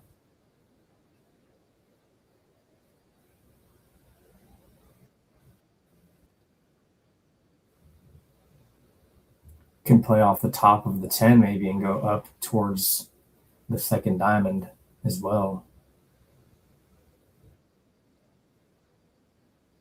Playing the speed.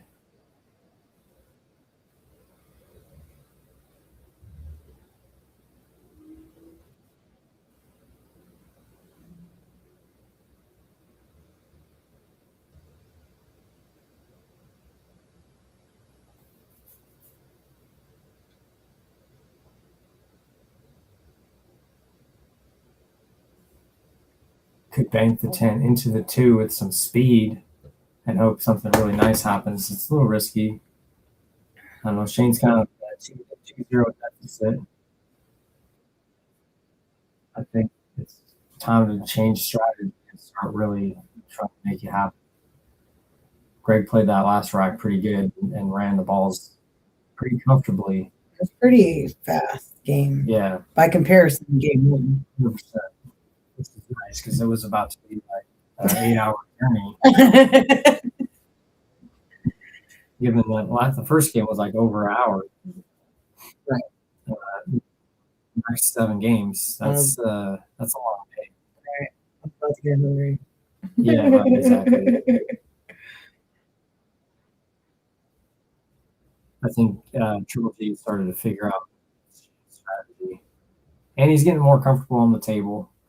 All of it's like you got to give yourself an opportunity to start getting where you can play your game. I don't think that Shane is quite comfortable, but I know that Shane agreed to play the one pocket, but I think he'd probably rather be playing rotation. So maybe if they try to rematch later, Shane. Maybe Triple G will be interested in that. Who knows? It looks to me like if Shane can kick one rail if he wants, he could actually just do the same shot he's been doing and bank the 10 into the side and back to the middle. Send the cue ball up, take back to. Doesn't seem like he likes it.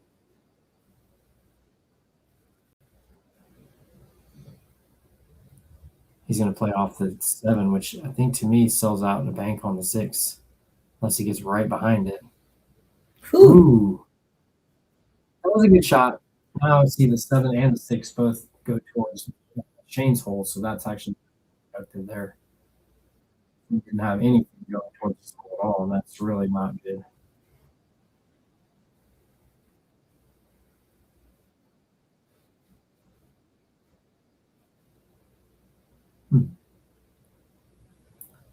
Triple G can hit the 6 ball and bank it instead of cutting it in the hole, and I think maybe I'd try that. Leave the cue ball like higher on the tee. Yeah.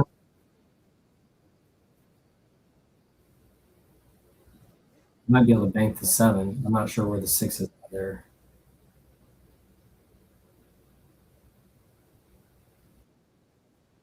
Yeah. Pretty good. I think Shane can hit the 10, but he's got the right line on it to make it tricky. I'm curious if 5 and the 7 or 5 and the 9, the carry off the 5 could go. I'd consider playing the 14 into those balls. Although that's basically like only if it for sure goes would I shoot that shot, but that would put the whole rack up to give you a chance to go. Right. Looks like it's aimed towards the bottom. Pretty good. Sold out the bank though. Yeah. This is the danger of those one rail kick shots. It is really difficult to play your position after contact of both balls. That causes, like, if you hit it a little bit too soft, too hard, you're going to Didn't get the turn off the yeah. the rail like he wanted there. Yeah. And maybe he was potentially, I don't think he was playing off the bottom. I think he was just trying to straighten.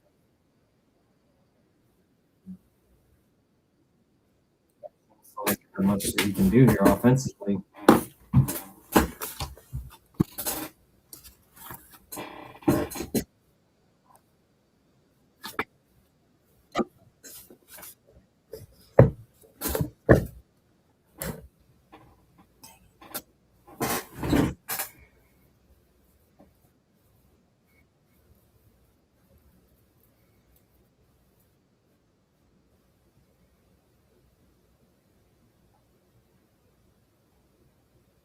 Yeah, Shane's looking at banking or kicking the 6 ball.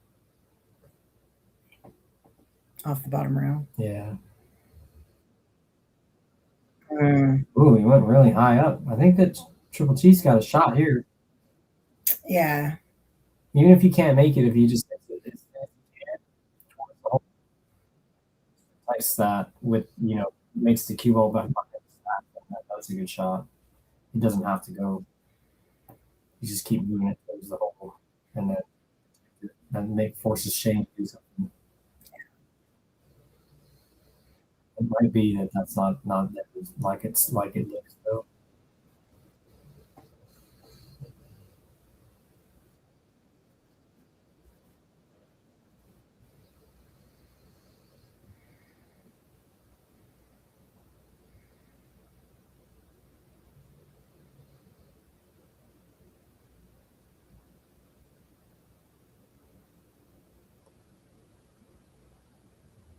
Yeah, he's looking at it. Looks like he can make it. Yeah, not quite. Yeah, you got to shoot at the 6 here. Mm-hmm.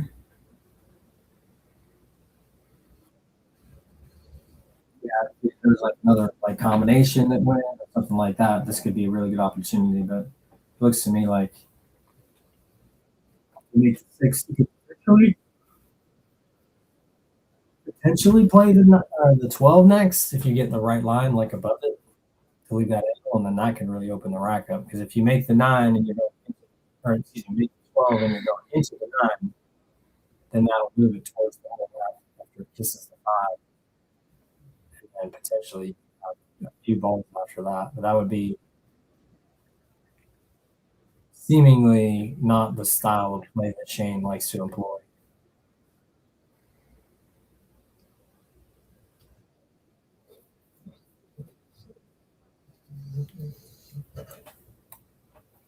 I'm not sure if you want to gamble here and just slow roll.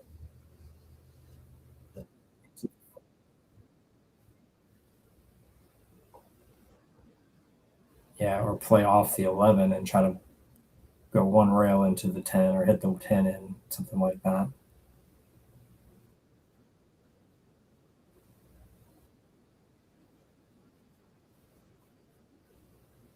Didn't quite get there.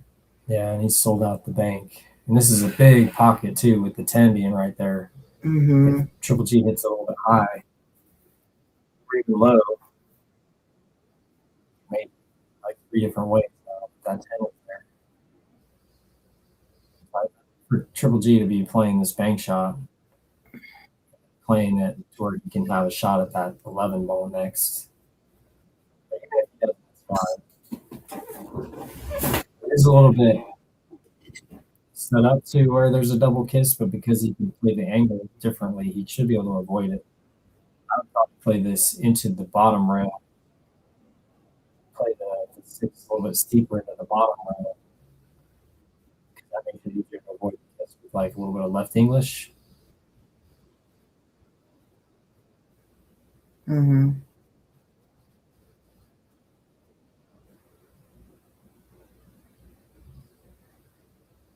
But there's a lot of things you can do. You don't even have to necessarily shoot at that 6 ball. I don't know what he's doing here. Yeah, he's queued up. Looks like he's shooting at 12. I don't know what that's all about. No, I think he's shooting 6. Yeah. Maybe 10 off of it. Yeah. I think he hit it too hard though. Yeah. I don't know.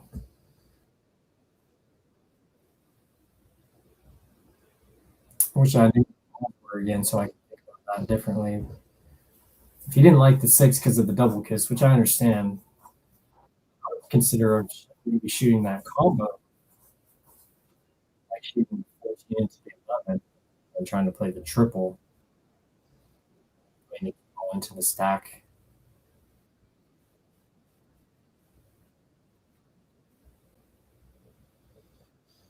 This is giving Shane something to do, so that's fine.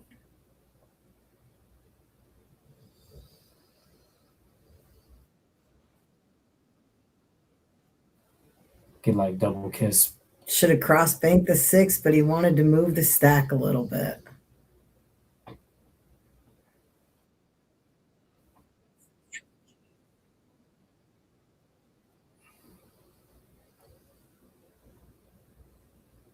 Yeah, it worked out. That was a tricky spot that you left him in with that. You know, he left him in the spot where it was really tough for Shane to do anything productive with those balls. He tried to move them both out, but he got with it. I think Triple G's got a good angle to draw it for the 2-ball.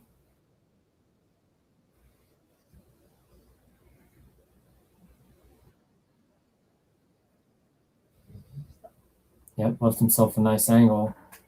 Yeah, now you can draw out for the 3.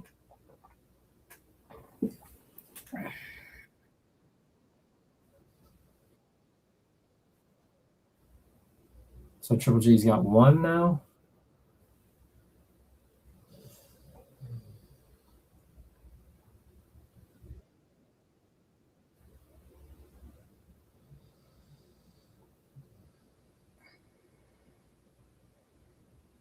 No man's land.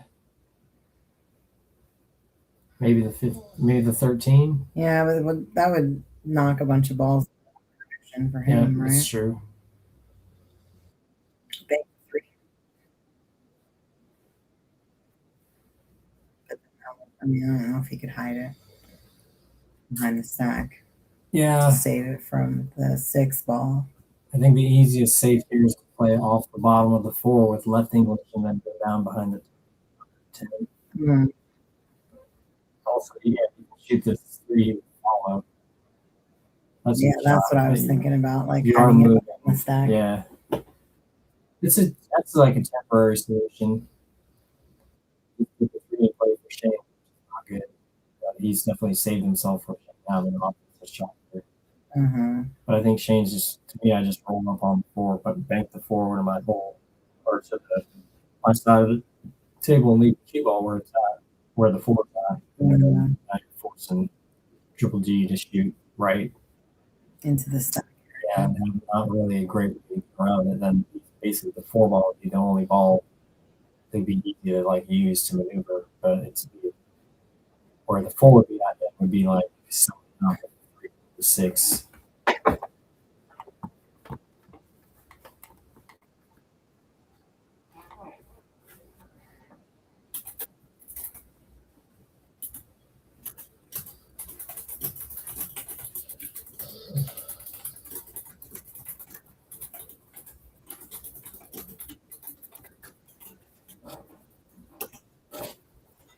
Yeah, if y'all can like and subscribe, that would be great. Appreciate y'all.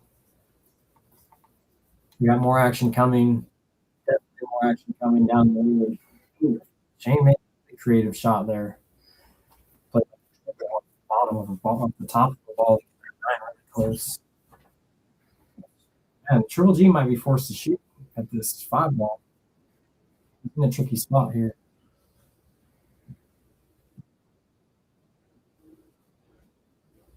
Not sure what he's really looking at. I'm sure he'll tell us in the chat. Yeah, the only shot that I see here maybe that's defensive is to play off the top of the 7 and leave the ball kind of right where the 9's at. He's definitely going to the bank if that happens. It seems like the 14, the 10, or the 15. Yeah. And that doesn't even make the 9 be out of there. That's the thing. Is like you really want the 9 to be gone.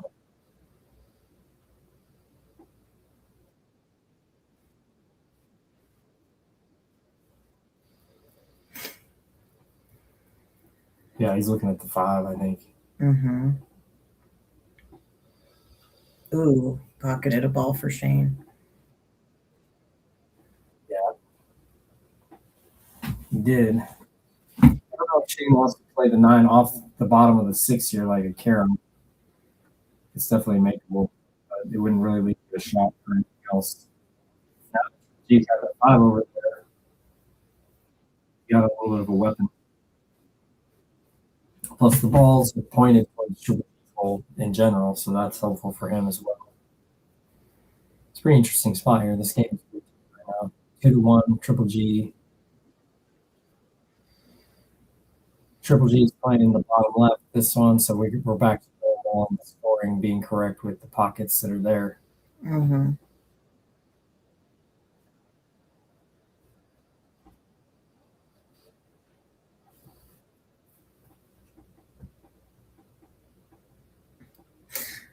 I even got the t-shirt. Thanks, Triple G. Triple G, you're the man, dude.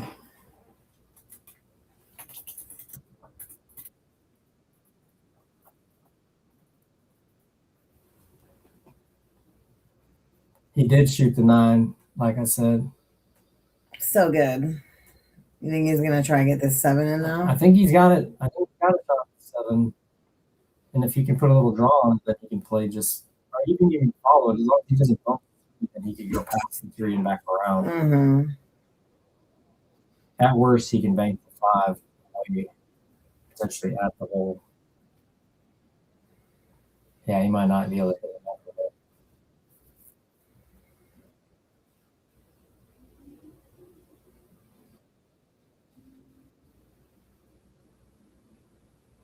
Yeah, I would put like max left English on this ball if I was going to bank at it and draw and try to use the 4 as my blocker, if that makes sense. Just a straight up table.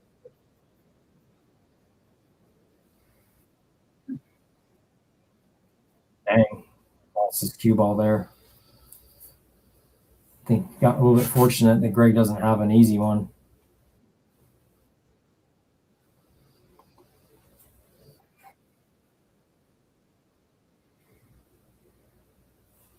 Two to 2. Yep, 11 balls on the table. Yep. Oh, Triple G's getting called out.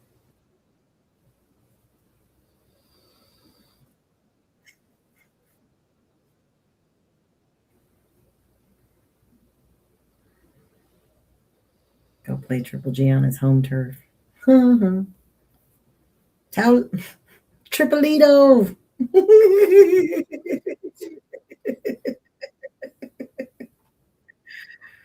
Triple G-Lito. All right. That's What are you funny. going to do?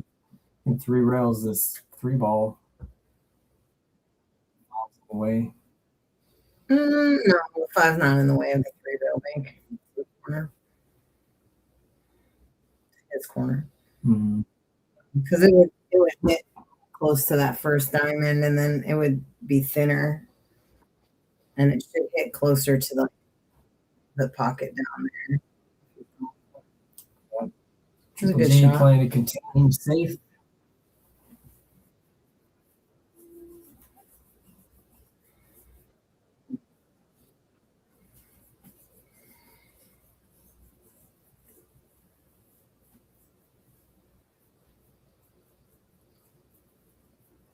I'm glad someone else has commented enough to mean that one of the guys that's in the game is actually not the number 1 commentator. But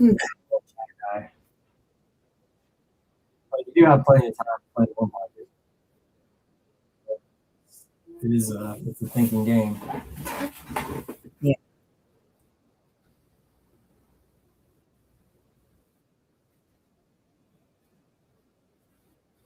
I know I was never really a big fan of one pocket when I started playing pool more in my early 20s. I think I was more, I was an volleyball player, right? So it's rotation all the time for me. But after a while, there was like all the guys were in there gambling on one pocket, so I started kind of paying more attention, which really led me to an appreciation for the game. I got to, sit around and watch these guys. They were betting thousands of dollars on games of one pocket. But, it's more strategic and more defensive, which if anybody knows how I play, I'm more of an offensive player. So it's definitely a good game. I think one pocket will help you with every other game you play. Yeah, definitely. It takes a little bit of time to get into it. You need to learn a lot of different stuff to really even be like effective at the game. At the beginning, you don't know enough to like keep yourself from being at risk all the time.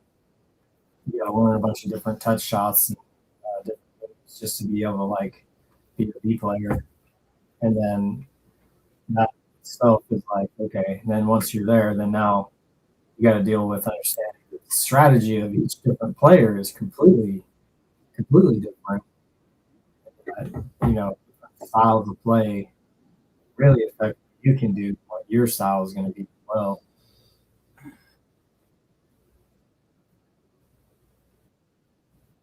All that means that I really enjoyed it myself. It's been one of my favorite games to play always.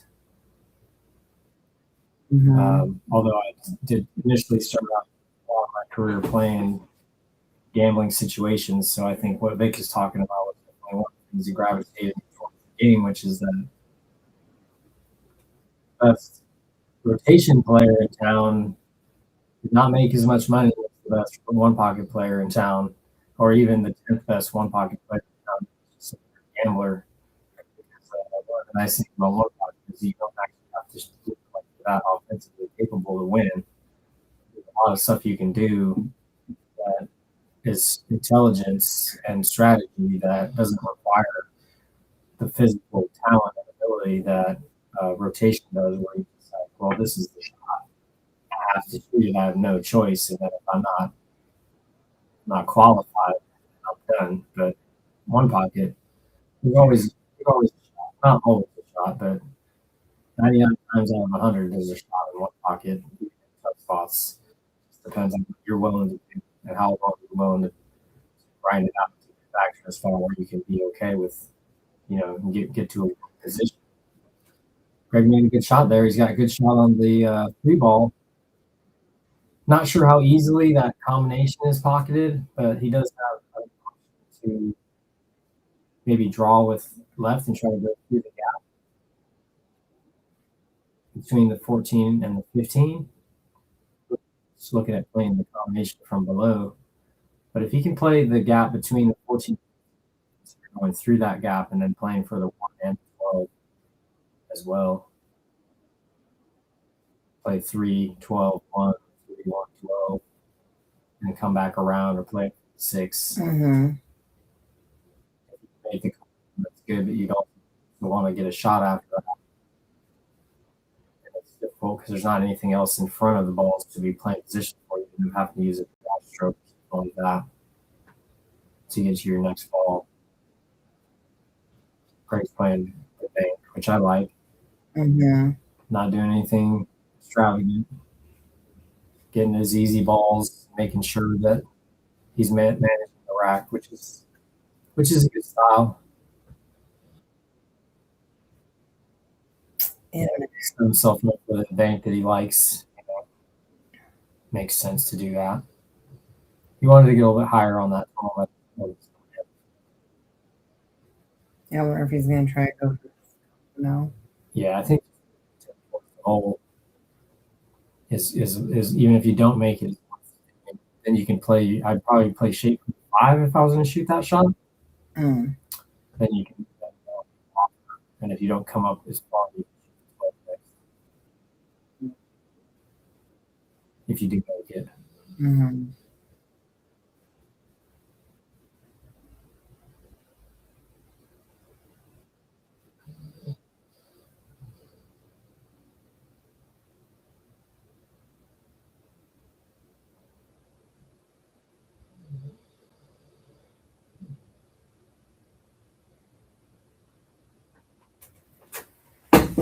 Yeah, by playing the 5 next, then you would kind of like maybe the speed of the balls wouldn't be right, but he could still draw and English on that shot, and that actually makes it harder to pop that. With just playing a little bit thinner hit, it would have led you to be like, okay, my cue ball is going to move a little bit more, so why not just let that happen and play at the table further, and then making it harder for Shane to get at the 10 by being way further away.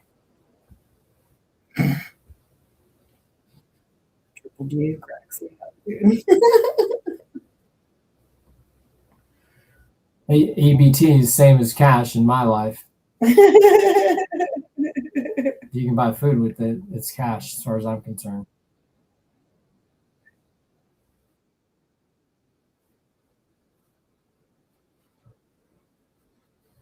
Ooh. Oh. Yeah, got it. I don't think Too Shane spicy. was trying to make that ball. He wanted to go under it. I think the bank is pretty makeable here. Yeah, might be. If there's no danger of double kiss within that point, 100%, I think he should shoot it going because that would be his 7th ball. Mhm. And right now, I think he's just sitting like he's just got to keep doing what he's been doing, and he should be fine because Shane seems to be cracking a little bit.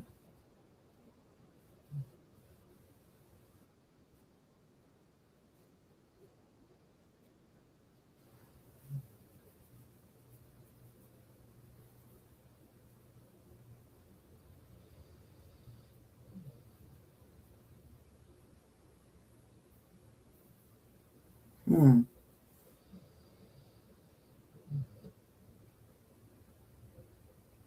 That's a good shot. No reason to do anything that you can really make an unforced error on. Right. Yeah, and then now if Shane can't see the 6 full, then he's going to have to do some sort of a move and kind of where the 15 is at. Triple G had an angle on the 15, he could bank it for sure. It's just, I think he didn't shoot the bank because he was straight in on it. So he plays a shot here and tries to play Triple G on the end rail and doesn't it the right way. And Triple G is going to have that bank on the 15. And that's, I think, what Triple G is setting up for by shooting this shot that he just shot. It looks like he's going to have to kick at the 6. I'm not sure. I think it's straight at it. Yeah, so he still got the bank. Mm-hmm. Let's see how, like, the 6 is in a spot to where I don't think the 15 bank is right. If the 6 wasn't there, then the 15 bank is there.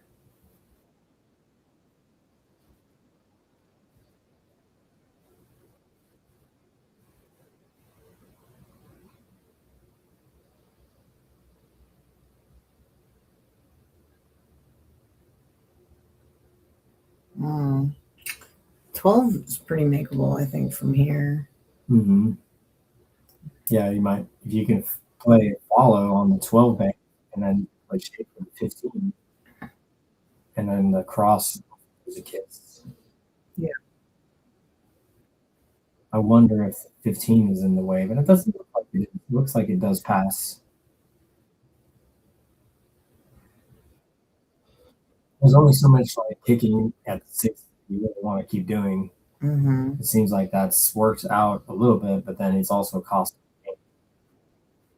Yeah.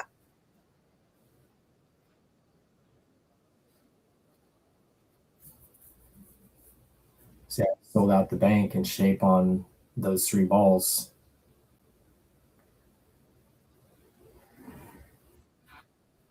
Kind of like one of the things I like to do in the pocket is just be like, okay, that ball banks, but it's not really in the right spot. What I'm going to try to do, leave it there in the hopes that I can put another, play another shot later. I can come back to that bank. And I feel like that's what Triple G's done is just let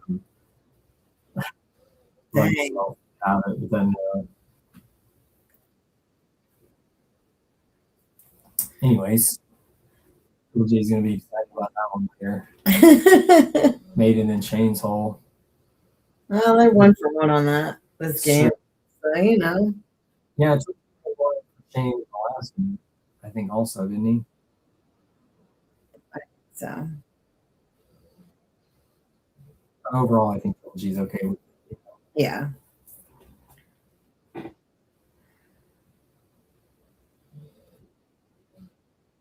Yeah, here, I'm not sure. He's going to shoot the 12 and go forward. Yeah. It's good. Unless the one came up way too far. I think you might be able to use a little bit of spin if you can't just make it straight in and bank the 1. In which case, that's what I would be doing, banking the 1 ball. I think he's playing to bank the 4, but I'm not sure if I like that. I don't know if the 6 banks, maybe. Mm-hmm. Even if you can move it towards your hole and play the cue ball up there, that makes sense to try to do it. Mm-hmm. Well, I think he liked the one better too because he likes to play spin when he banks. You're right. You did mention that. That's a good point. I think this is Yeah, first experience. pretty good. He's left it. Yeah, change it. Make this out of there.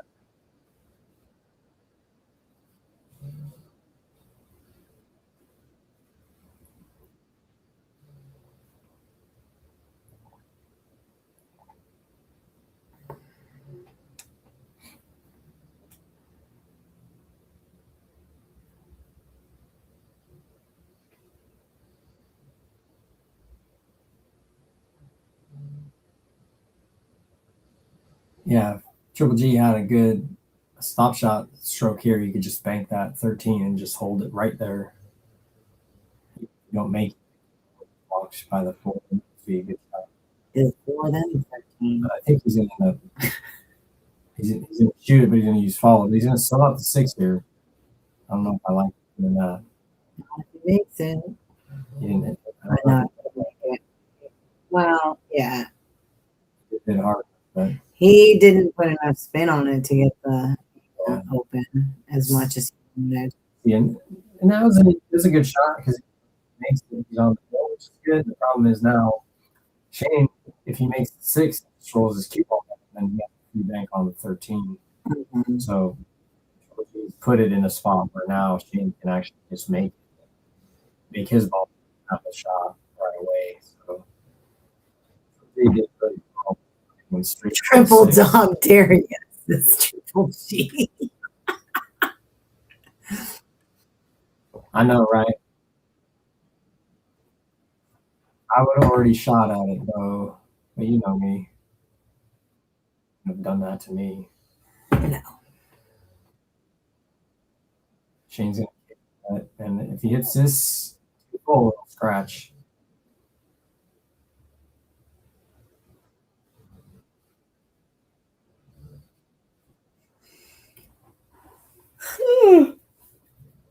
Excuse me. I don't know if you can kick underneath it. That would be the way I would do it if I was going to kick it out, is to kick to the bottom rail with like right push to kick it up table.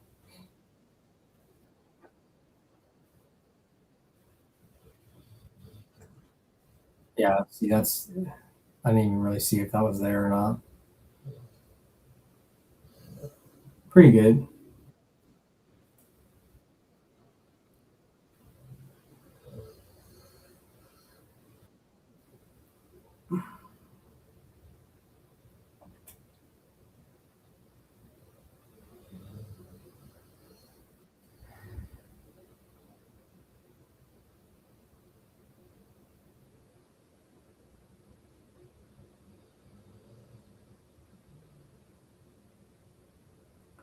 Yeah, there wasn't much going on with that shot as far as much you could do. So he's just moving balls a little bit out of play.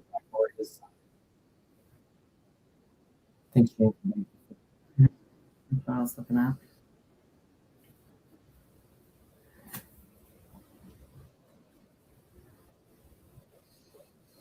One of my favorite banks. Yep. Oh, yeah. I think he's going to play this with slower speed. I don't know if that's what I like because it'll sell out if he misses at that angle. It's very difficult not to sell it out. You got to leave it right on the end rail, right on the side rail to be safe. Your cue ball is going to go down to you as well. Mhm. So, Short bank. yeah, we sold out the one. Yep. Well, I mean, the side pocket is right there, though. I guess you could follow it. Yeah. Or use his draws just a little more speed. I think it's the shot here is to shoot the one, though. Bank the 11 and then shoot the one. Yeah, for sure. Could happen. I know. I think he's at 6 right now. So he's just working for that one ball. Like, okay, I'm chilling now. Right. Now I'm looking really good. Yeah, he's looking at the camera. But, looks like the one is below the side, so if he can get any grab on the follow shot, Right. he should be fine. Well, if he rolls it up, he also could make the floor too. Yeah, I think he's just gonna go. If he makes the one, it's side rail and back to the middle. Mm-hmm. He's gonna draw out of it.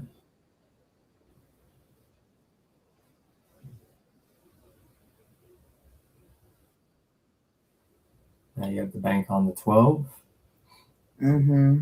for the money. Not for the money, but for the game. Right. For the money would be next game.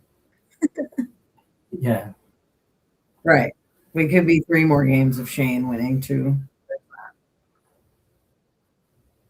Oh, snap. Nailed it. Dang.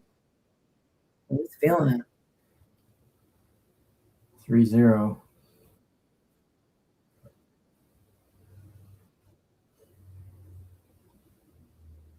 It's gonna be Shane's break.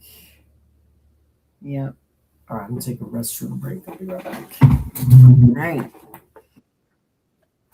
And while Shane's racking, I'll give a quick shout out to our sponsors. We've got Tibbitts at Fernhill. Shawn Tibbitts is an amazing chef. He's been given awards for multiple establishments for being, one of the top brunch chefs in the world. And also in Tacoma, I think he's rated 4.8 or 4.9, which is really high for a lot of the local restaurants. I think players are also going to take a break here. And then also Slate Pool Tables, family owned by Tom McHenry.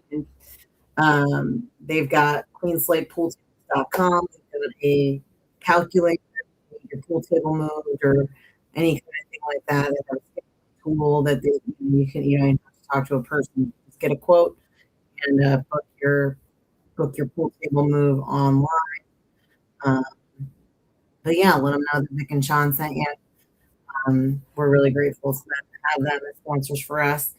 Other than that, I think we're just going to take a break all around, and we'll see you back in like 5 to 10 minutes, probably 10 minutes. So I will go ahead and put it in the chat for anybody who's not actually listening to the commentary portion. And I'll see you guys back here in about 10 minutes. Thanks.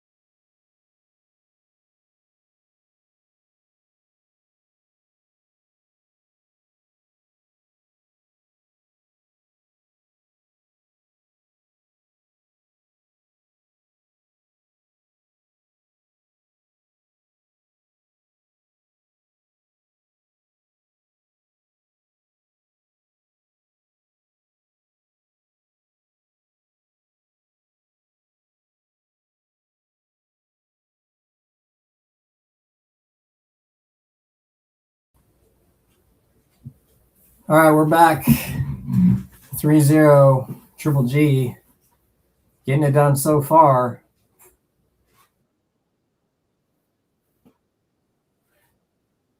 See what Shane can do here. It's been kind of, other than the first game when Triple G missed the case ball playing shape for the ninth ball, Shane found his way back a little bit there, but Triple G still pulled it off. Other than that, it's a one-way train, really. See if Shane can pull it off.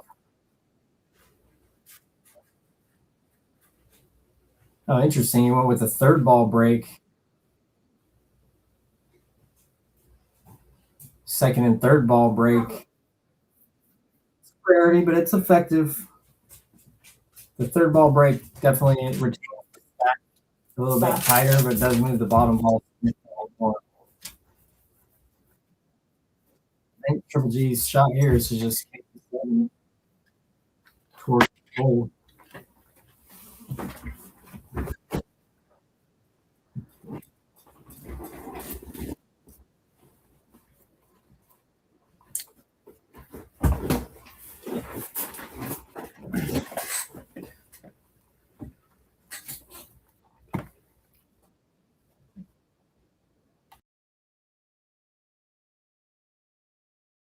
Nice. Yeah, it's a little bit of a weak move in a way because Shane can now bank pretty aggressive with this 9 ball.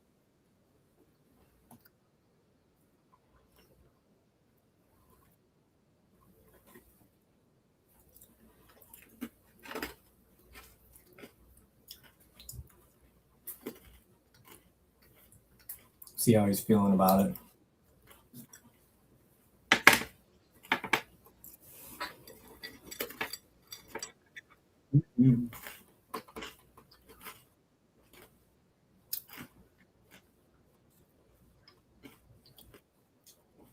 Ooh, there you Nailed go. it. Nice. Yeah, this is exactly what he needs here is to like get a little bit of some signs of life and a little bit of momentum. Yeah. Maybe just squeeze out this game somehow, drag himself back into this match, and we'll be here for a couple more hours. Which is what we signed up for at the beginning, so I'm not mad about that if it happens. These things, especially one pocket, the games take a while, but that's how it is. Yep. Ooh. Held it just enough. Yeah, that's all you need, though. One goes past 12, so you could play it. Yeah. 6, a little bit of right English, a little bit of punch.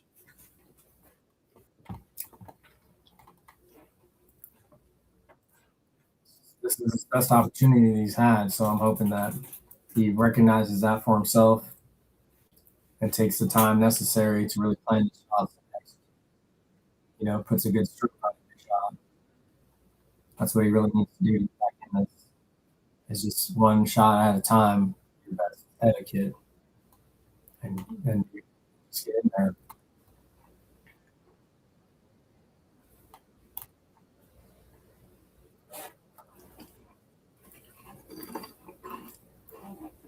Not sure what he's doing here.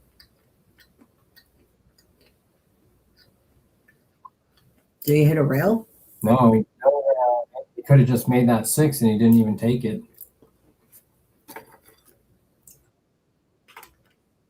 He's got. Well, doesn't he need to pull it out? I don't know if Greg noticed it. Dang. I'm not sure what our responsibilities are as commentators, honestly. Yeah. Are we the rules police as well? Oh. What do you think, chat? I'm of the opinion that If they didn't notice it, then it doesn't. there's not a referee here. Non-referee games, players responsibility to call fouls on themselves or other players. Mm-hmm. That was a great shot. Speaking of not worrying about the scratches. They didn't mark the score either. So it's 2-0 on the school count now. And Shane gonna bank at this or kick at this ball? Man, it's surprising that he passed on that shot. I was looking at it. Yeah. I don't know what. Yeah, just sold it out. So that's the one rail kicks are really. I don't know if you can call them dicey, but they're risky. I would call There's definitely risk.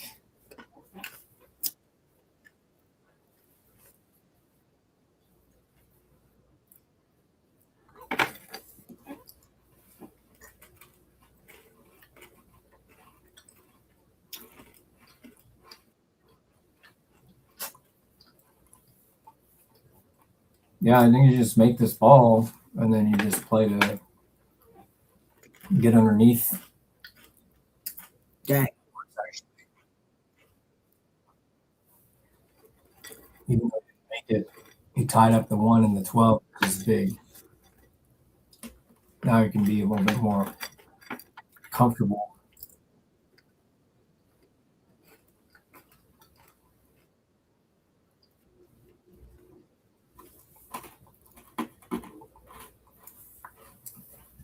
Yeah, Todd. If you like one pocket and you hit the balls too hard, then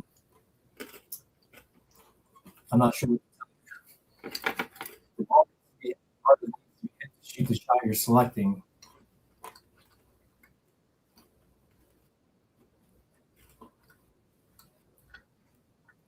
There is no too hard. It's just like, well, if I wasn't trying to make it go that far, then why am I hitting it so hard?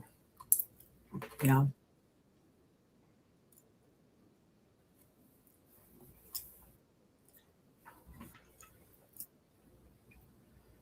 Yeah, he can play to make this.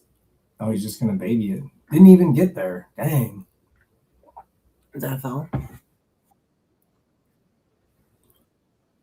Well, yeah, still fun. Shouldn't gamble. I think you should gamble. Then you learn how to hit the ball softer. That's the point of gambling. Learn your lessons. It has to be costly to do so, and you don't learn just by like not liking to lose.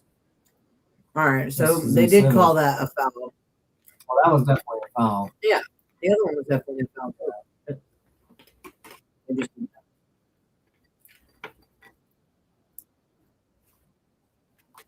I think Greg was just so pleased that he didn't just shoot the free ball in the 6 that he just didn't even realize. I'm not sure why Shane didn't make that. So I Bank think the 8. I like it. 100% bank the 8, play straight for the 9. The 1 and the 12 don't even go. You have no concern. It's a habit. Nice. Yeah, Yogi Berra had that happen though. But yeah, you're right. Everything's a habit. You do it repeatedly.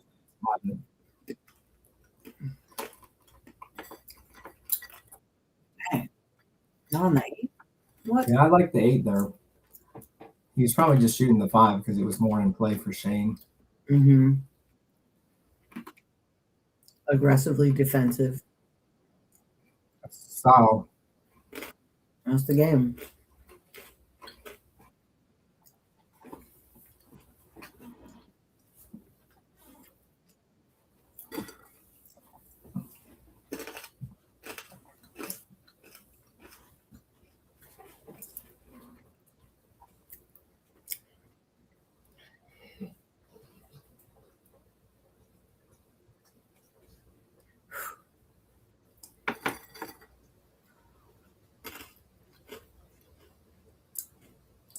Ooh, he hit that nice. Yeah.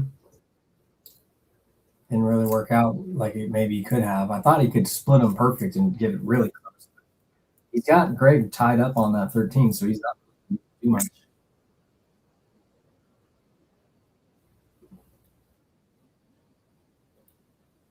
Yeah, I hear you, Todd.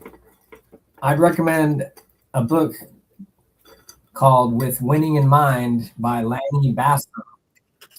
I can put it in the chat. The guy's an Olympic gold medal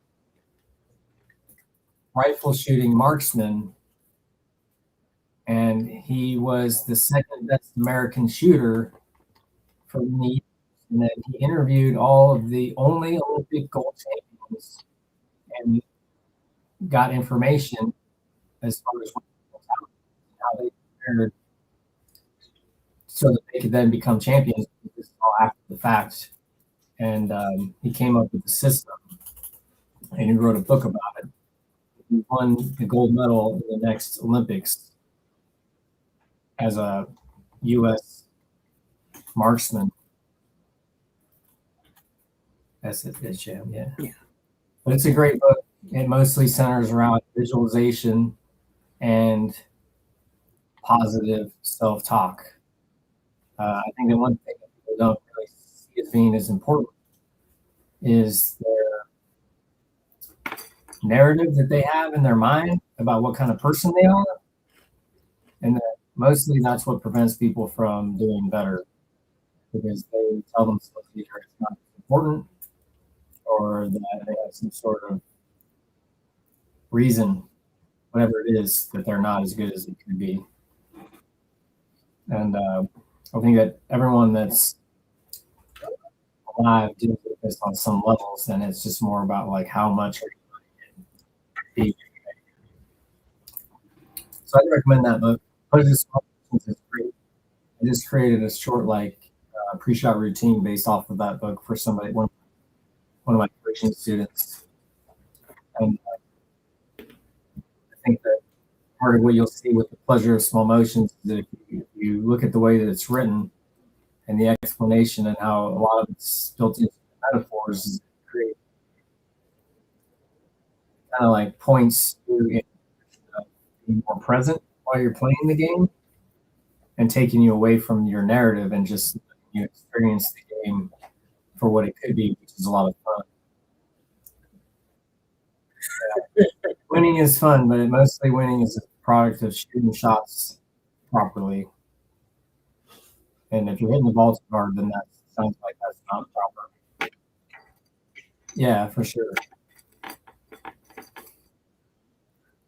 I mean, I've had my share of wins and losses, and I'll tell you that the wins are definitely more fun. So it's hard to disagree with that. You can still win and not have fun. Dude, I know. I've seen people like that. Yeah, look at Earl Strickland. Yep. I don't know how much fun he's ever had.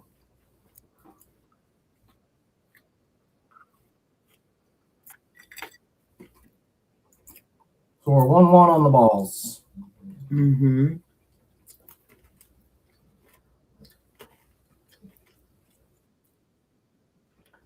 And Triple G is the right bottom pocket here. I don't know why he didn't move that closer to his hole. Yeah.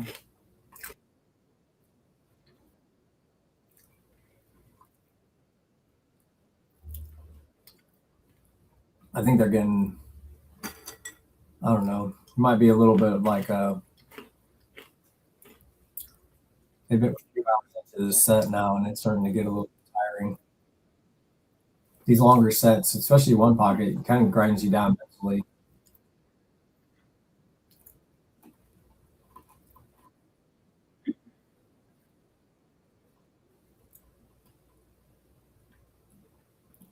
Oof, man. Dicey. I know, right?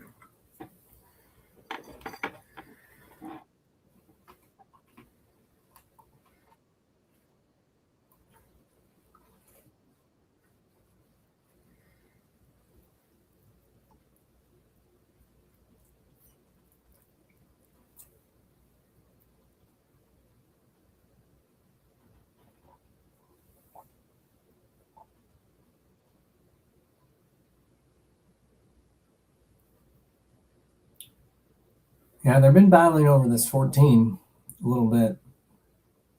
I don't know if Shane wants to just jack up and fire this in.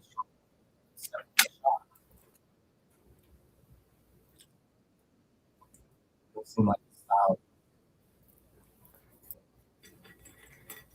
think he's more likely to play it 2 rails down back towards the 8 and then play the cue ball into the stack.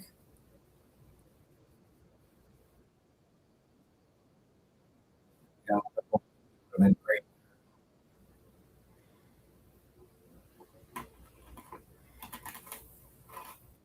I think I just bank 14 and then play hopefully to the bottom of the 8. Trap the cue ball down up there. Mm. Like right, make sure you hit the 8. You don't have to make 14 if you do that shot, because especially if you hit the right side of the 8 going up, it'll go right into the 9, and that'll cause it to kind of go into exactly like that. You hit a great goal. It's about as good as you want it to be. Mm-hmm. You know, protecting whitey is a big part of this game. What?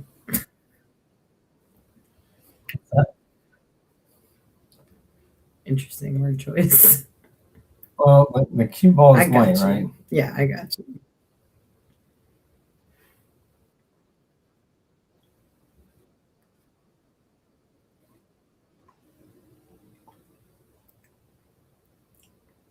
I don't know if he's going to turn on a masse. You can kick 1 rail here.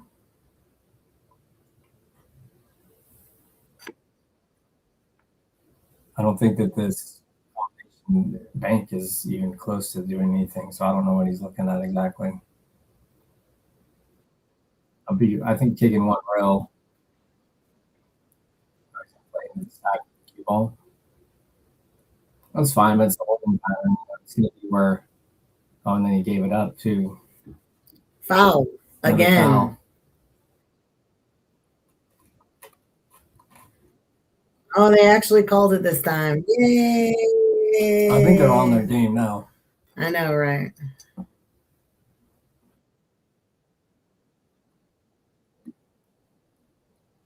Because technically, right, Shane should be at -1 now. Yeah. But we're not here to be right. Yeah, I think that Greg has got a shot here on the 7-14 combo. Oh yeah. Maybe the 10 is blocked a little bit, but it seems like he's really looking at it. Yep, he's in his extension. Extension. I know, right?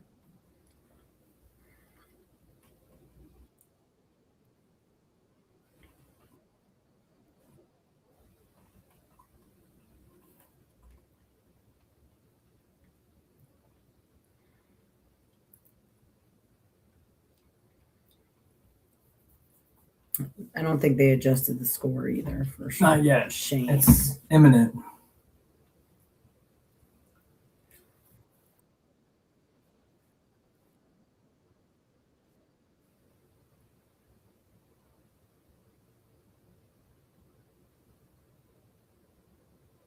At least you got a rail, Greg. Good job.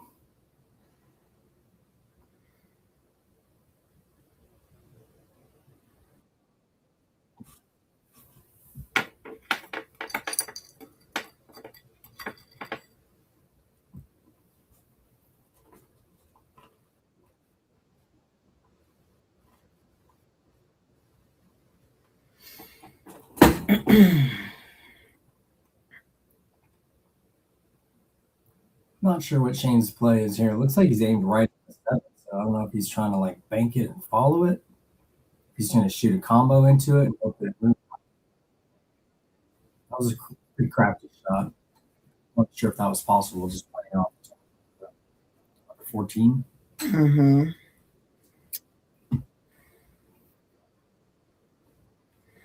So Greg's got 2 and Shane has 0. Mm-hmm. And Greg is the bottom right pocket Mm-hmm. for all those just tuning in.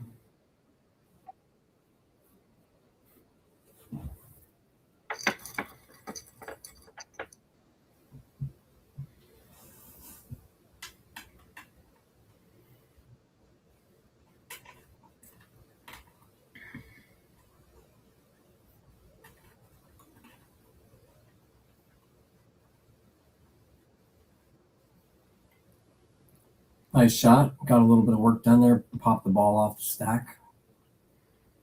I did block the 5 and the 9. Yeah. But I like it. Got to be creative. That's definitely part of that.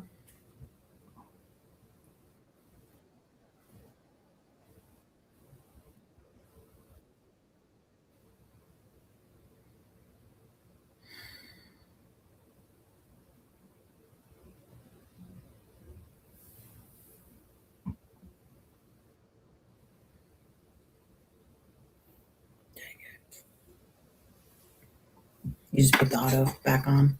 Yeah, I'll mess with it when we. Yeah, when we don't have. Yeah, after what happened earlier, I was like, there's zero risk. Yeah, but like working on the focus of the table, y'all had it on manual, doing something wrong, and then the whole video input was like not working for like 30 minutes up until 20 minutes before the stream started. So we figured it out in a little bit, but we didn't get done what we wanted to get done. But I'm not modifying it right now. Wait. Less pressure on. Yeah, and then we won't have the issue with the autofocus kind of going in and out and in and out.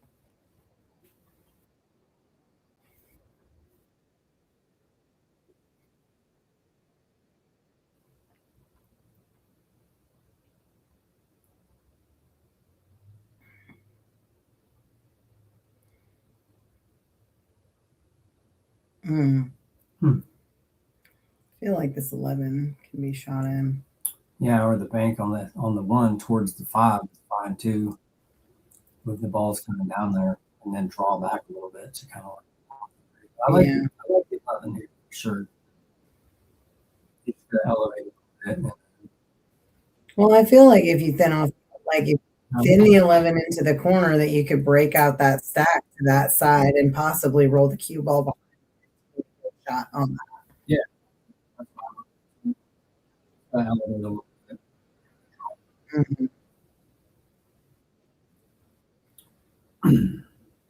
I mean, seems a little excessive. It's Triple G, you know.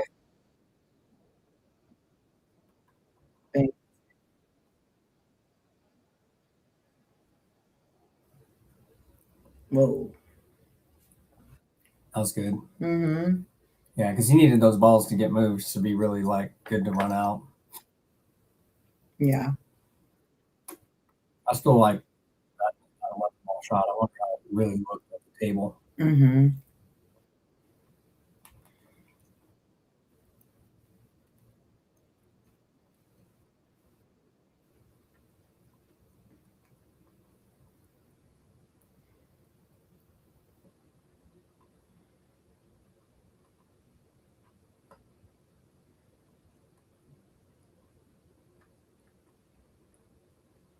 Ooh. Looks like he's winding up. Oh, I didn't hit it that hard. Fake out. Yeah. Fake out.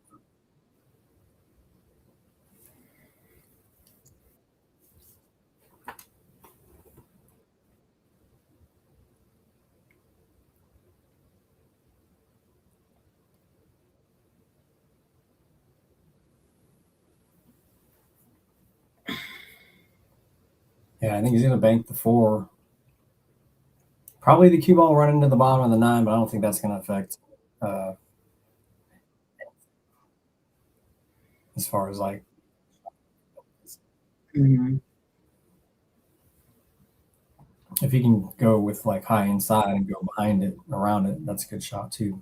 But yeah, I think he had to play overly thin to do that.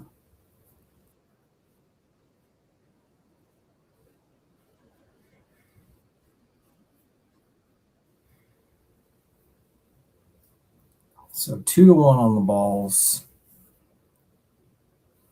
Greg's got the balls better for him than for Shane.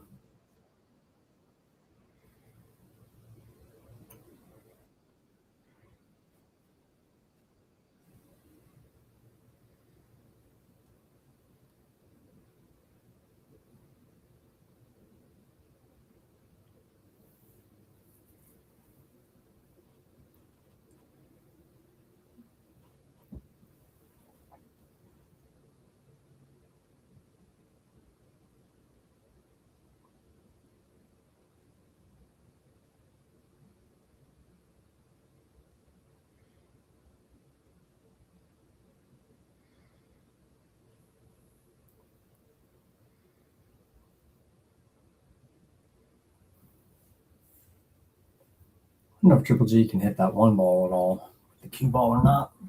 Mm. That'd be something to look at. He's looking to see if it goes into the two.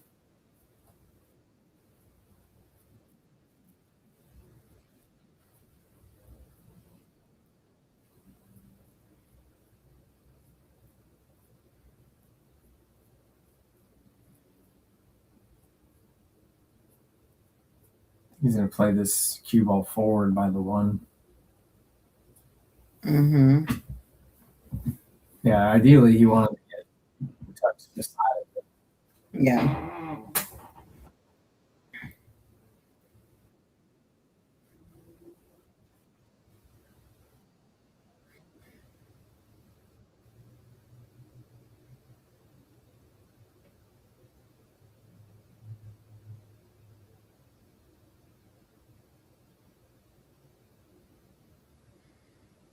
Pretty good shot.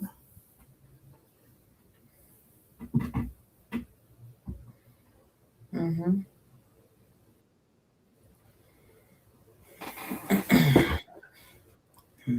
Hmm.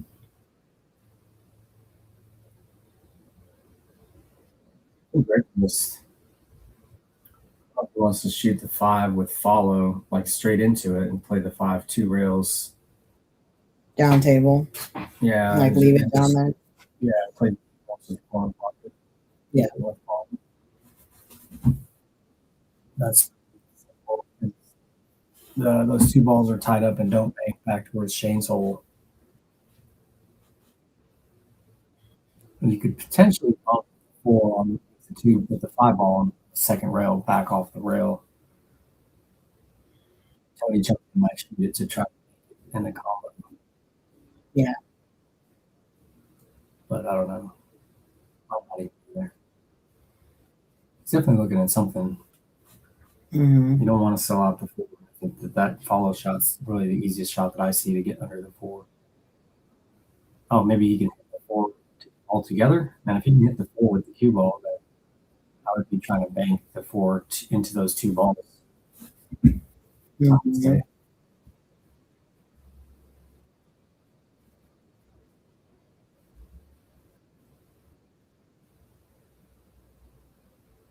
Interesting.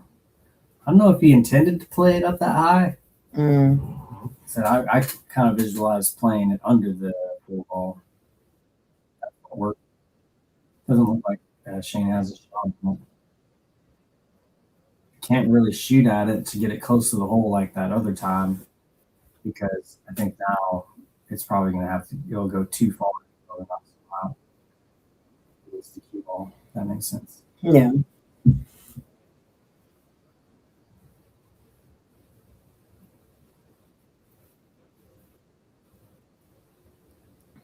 Yeah, I'm thinking here for Shane to play either the 3 or the 12, cutting it them to the left, the cue ball back to the 13 and the 9. Walk 4.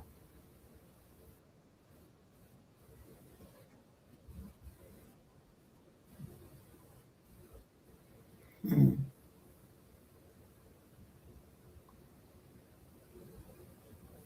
No.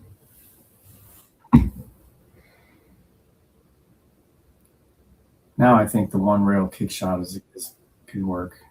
He might just blast them out of there. Mm-hmm.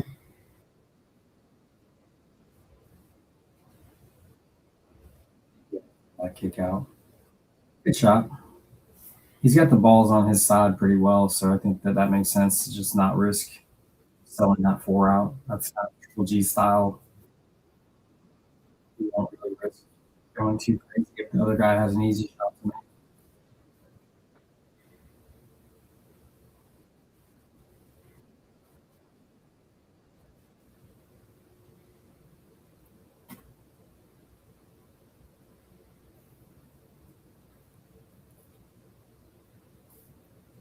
Yeah, this game is rapidly looking like up table.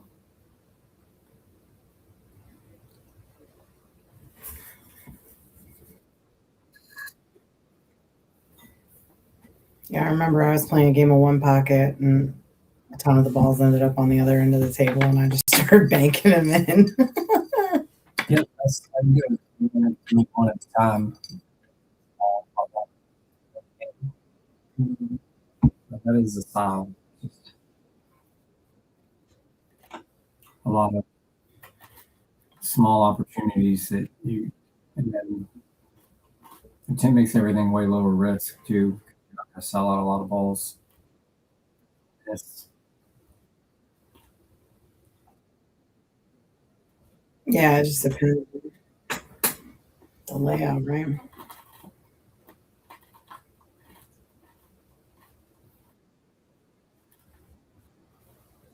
You have to understand like the different kind of strategy that you have to play doing that. Mm-hmm. And it's just kind of a different version of the game.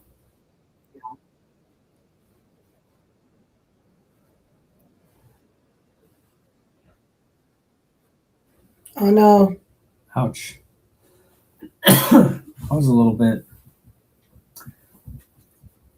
The sadness. yeah, honestly. Dang. He's got, well, you know, there's Spicy. no reason to scratch there. He didn't have to do anything with the cue ball to like protect it. There was no balls to be made. You know, Right. what they should have done if Greg would have played stop shot, he wouldn't put anything in. There's nothing that goes. Mm-hmm. He was just trying to get Yeah, but really now nice he's got on ball in hand in the kitchen. 2 to 3 balls that are pretty there. You know. Mm-hmm. Yeah. Yeah, I think I like here and then play the 10 next. If you don't like that, then I might play the 10 and then 4. Play back for the 6, and then you got. You wouldn't do anything with like the 12-8. Or the 12, I guess the 8 doesn't go, but the 12 does. They were looking to see if the 12 is past the line, so I don't know. Maybe the 12. It doesn't look like it to me. So if the 12 is in the kitchen, then I might shoot that, but I still like the 11 a little bit better as far as. It's just. I guess, yeah, It's maybe either hold from part of there. it on the line or something. I don't know. It's all like whatever you like. It's just decide. Yeah, he's gonna shoot. Yeah. Maybe you can play like a stop shot. Play for the 4 next. Or he's playing for the 6 next. I think. Mm-hmm. I don't know. If I was gonna play the 6 next, I would play the 11 first. Yeah. Agree.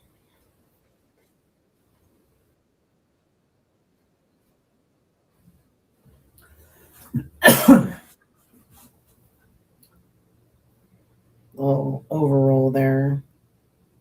Or maybe not, you know. Yeah, Get behind the 4. Yeah, it's really thinner than I would want. That's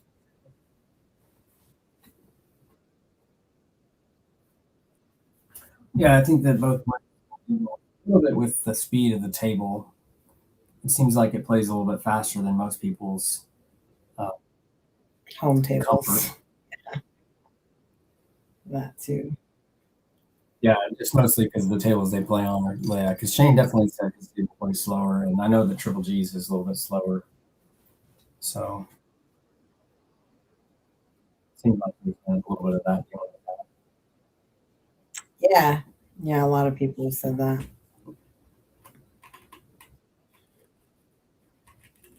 And the pockets are a little bit tighter too than most tables. Not everybody's table, obviously, but Yeah, 138. I think it's pretty fair for one pocket.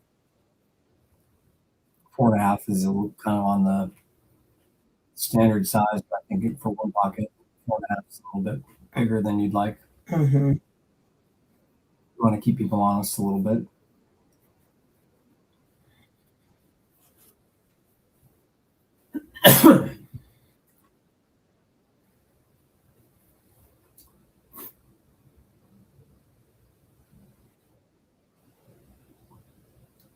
I'm not sure what Greg's trying to do here. Looks like he's going to cut the 3-ball, Yeah. which I think actually is a really good shot. Gives you potential for another shot after that. Mm-hmm. Yeah. Maybe. Maybe like his 14 shot. Well, I'm not sure why they played it so soft. They're selling out the bank. The 6? Oh, 6, yeah, excuse me. Oh, my numbers are weird today. It's the color. It was green though. Yep, you got it. Good job.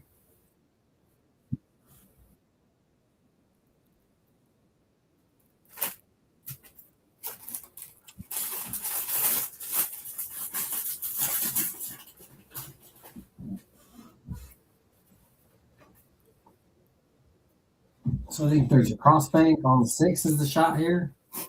Maybe it's a double kiss. Otherwise, one rail to the bottom and kick it up table. You could Join the crowd. bank it down to the end rail and then 2 rails out, draw as well.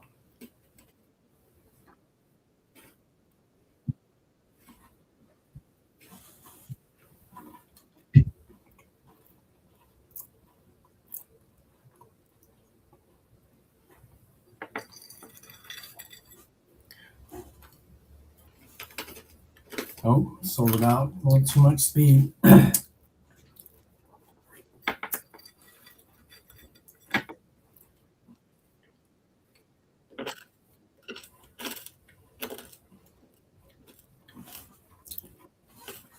get some water. I'll be right back. Can you refill mine? Please. Thank you.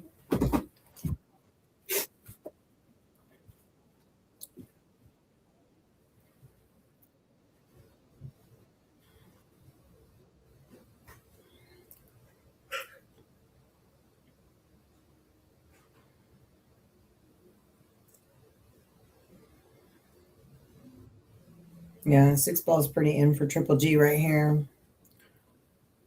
Wonder if he's gonna try to pull it back. Yep.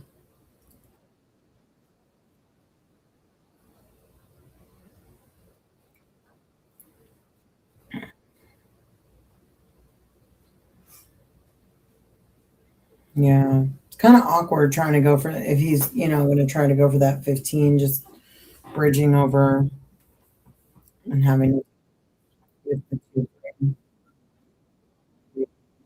in the middle of them, like cut it just a little bit.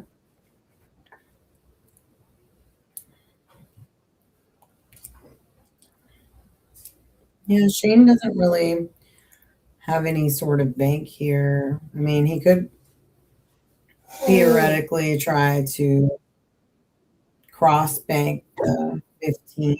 He's trying to be about it.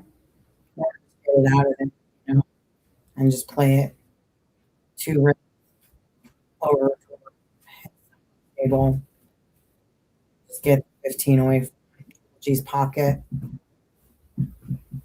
Which I think is likely. Triple G just took that one ball and then Yeah, he took the 6 ball and then play bank. he overcut the 15, and so it hit the rail and then left it there. So I was saying that Shane could either like hit it full, leave it 2 rails on his side of the table, or he could try to cross bank it off the face. But if he does that, he might roll it too far down table. If he misses it, he can give Triple G a shot on that stack of balls in the middle of the table. Just depends on kind of what he does here. Yeah, he's gonna kick it. Yeah. I thought that just banking it wide towards his home would probably be good. That was a good shot, though. Yeah, it was a good shot. Cool. Too close for my comfort. Oh, 3. Put it back. I wonder if he can get, it doesn't look like it, but get behind that 5 ball enough to bank it and like pop the 2 out. Behind the 3, but I think he needs more of an angle for that.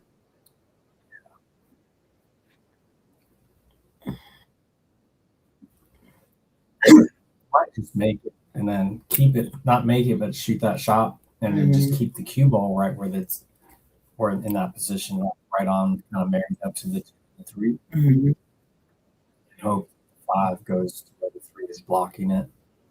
I think it's more likely to just play the cue ball into the 15 and then try to beat up 4. Oh, there we go. Shot.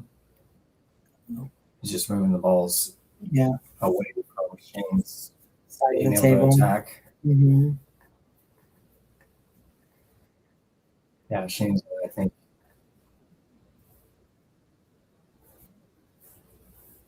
I don't know. It's tough to really predict what a guy's going to do that's not that aggressive.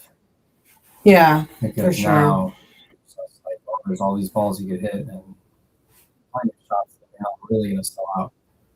I would maybe shooting the 5 into the 1 and then playing your cue ball down table a little bit would be okay, except you're leaving the combination 2-3.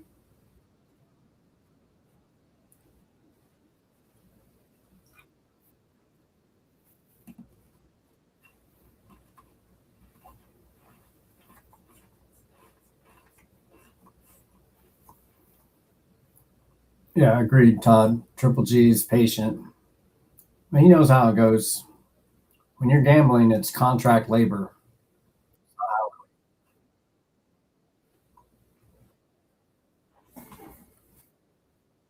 You won't get paid if you do the work. And it takes as long as it takes.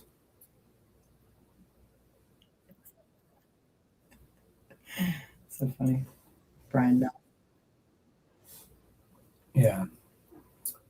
You can tell Brian on that. It's also, there's the college class, family, time, and money free.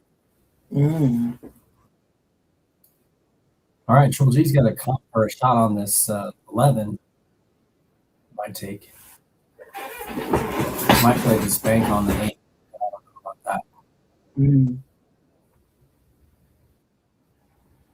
I really like the 11. 15. Yeah, I don't think he's going to play to make it. It looks like it's maybe a scratch. Never mind. Show us how it's done, Triple G. That's right. Don't tell me what to do. I would consider combinationing the Combination. 8-9 to spot that ball and just kind of get it back in play. Mm-hmm.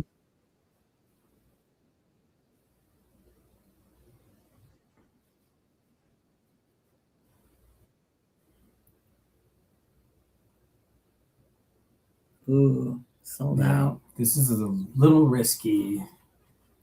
I think he wanted to get under the 13 a little bit more. Yeah. At some point, you got to try for something. That's 3-2. 10. Yeah.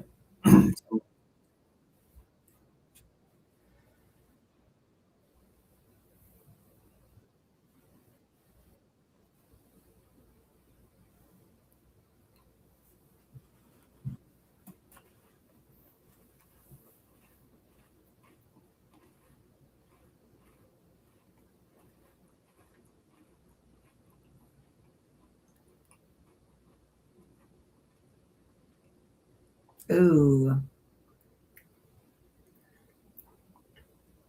All right. Gonna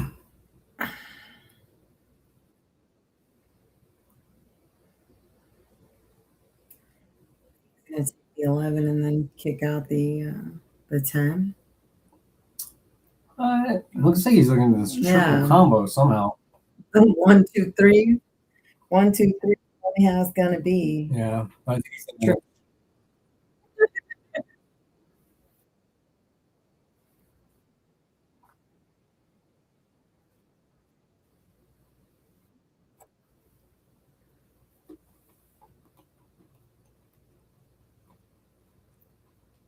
Dang.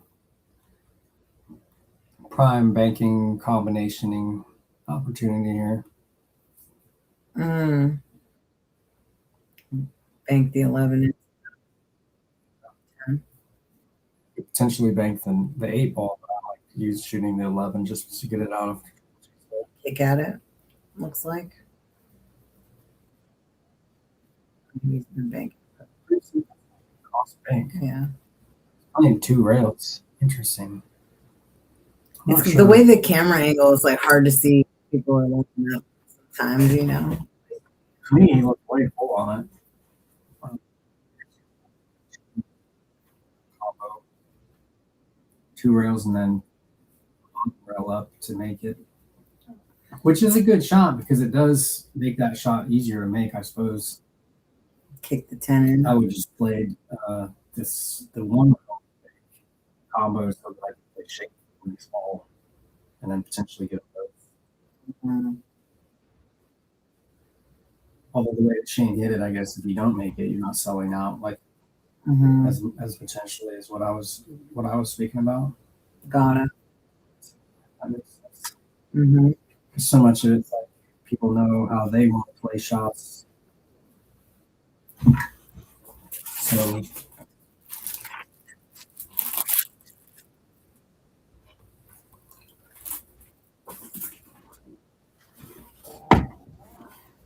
Interesting.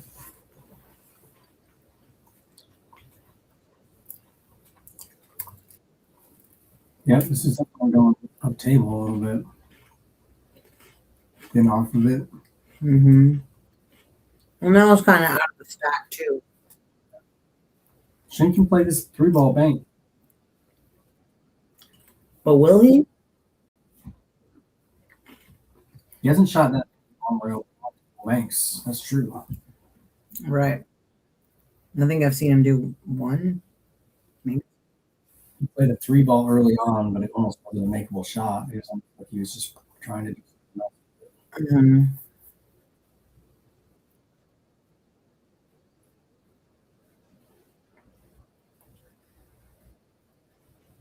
What do you think about this 12 situation? Oh yeah, I'm banking the 12 here. It's basically like make it. You have shape on it too. I think just trickle it in.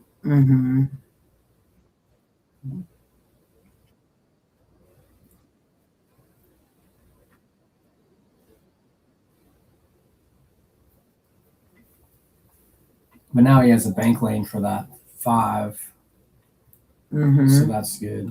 Yeah. For triple G. I think Shane's gonna kick underneath. Try to hit the 3. Oh, he's just banking it down and away. I feel like triple G got the 12 here. Yeah, the 12 is a free shot. Well, it's like if you're confident that you're going to make that, play it. Yeah, it's naturally going to go up table, right? So he's going to end up with something if he makes it. I don't know. When you have a straight cut there, I mean, there's no real risk. Right.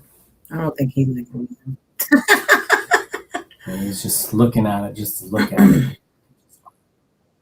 Sometimes you got to stop, smell the flowers.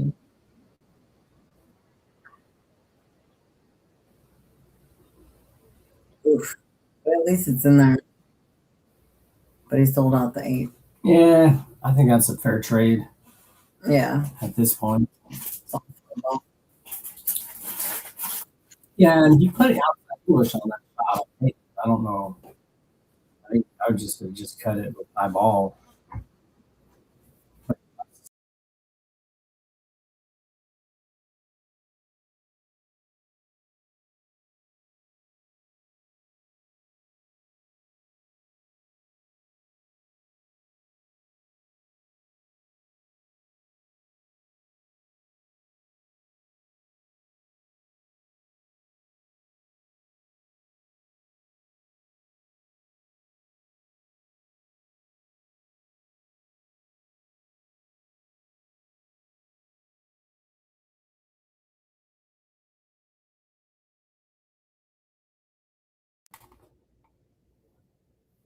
Nice. Shane drilled the 8. I don't know what else you can do here. It's on the corner though for triple G.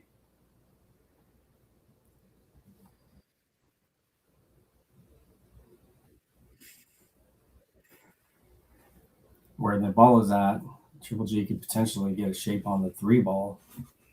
Mm-hmm. Maybe he's going to try to cut the 3. Seems really difficult.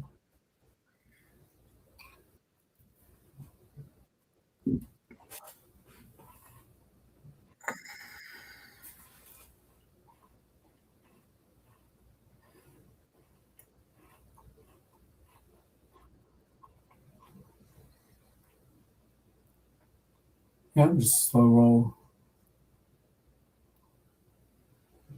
Make sure you get to the pocket.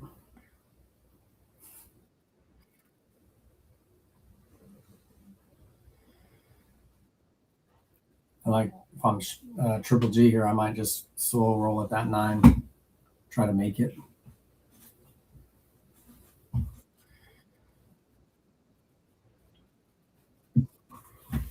The bank's pretty challenging. And I don't know how the interaction with the 2 is going to be. You might end up, if you go forward, you might end up selling out the 1. You shoot the 5? Yeah, shooting the 5, and pumping into the 2, and then rolling forward to the selling out the 1 or the 2. Yeah. And then now he's got the angle to play down for the 3 ball. Yeah.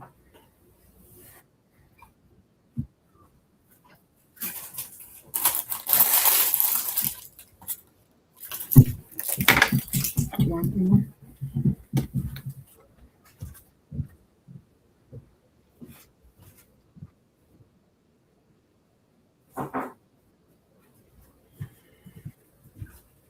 Just missed that one.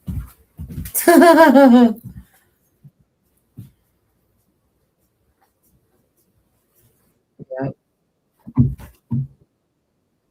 Looks like, This is a bank shot. yeah, the 2 will clear Stop the shot 3. bank, right? Kind of stop Yep. shot. Yeah. Or even if you like roll it forward just a little bit, you know, but I wouldn't do that much high ball. But great, did it. Didn't get it. It's pretty good though. I think it's deep enough that I don't think the Shane's going to try to take it out. There hasn't been actually hardly any shots where people have been trying to take the ball out. Yeah.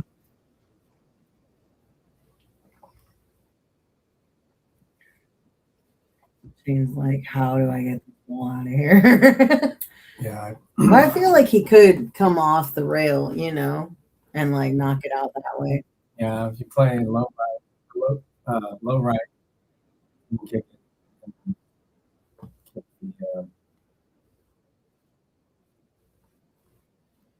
What do we got here? Play low right and kick it this way, and then play the 3 like that. If you get too deep though, then you'll scratch. Yeah. But it seems to me as though it's too close to the pocket for that. Dang, he just played it off the way. Hey, the 9's He played it in. off the point somehow. Yeah. But it didn't really, I wouldn't consider that exactly what he was playing. No. But we got the 9 ball back in play. Yeah, that was like he was playing a bobble out into the point, like you bobble it and make it shoot out.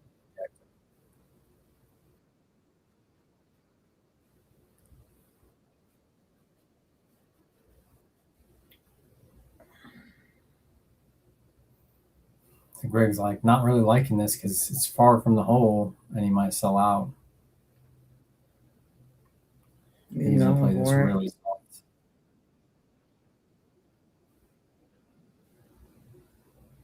No, that worked out. Shane's gonna be able to get this ball out of here though. Yeah.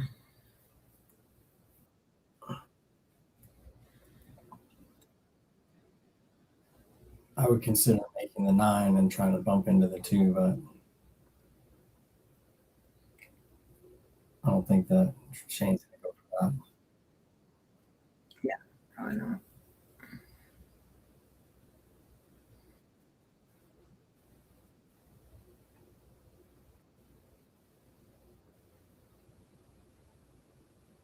Whoa.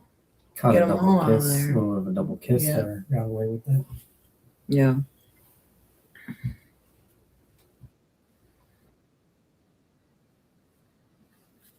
Mm.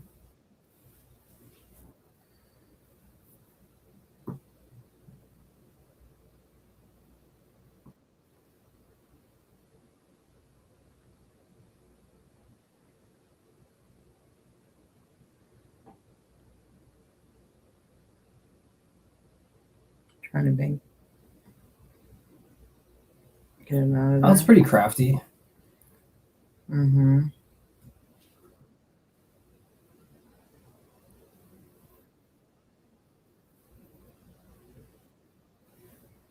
Shane looking at the bank. Yeah, I like that shot. Play with speed, so you don't sell out. If you hit it too soft, then you don't get away with the roll. Then because he's definitely going to draw the cue ball. Mm-hmm. So I have to hit this hard enough to at least get back to the side pocket. Mm-hmm. Didn't get there. I just overcut it. I think that Triple G is going to play the 5 bank maybe here. That's what I like to shoot.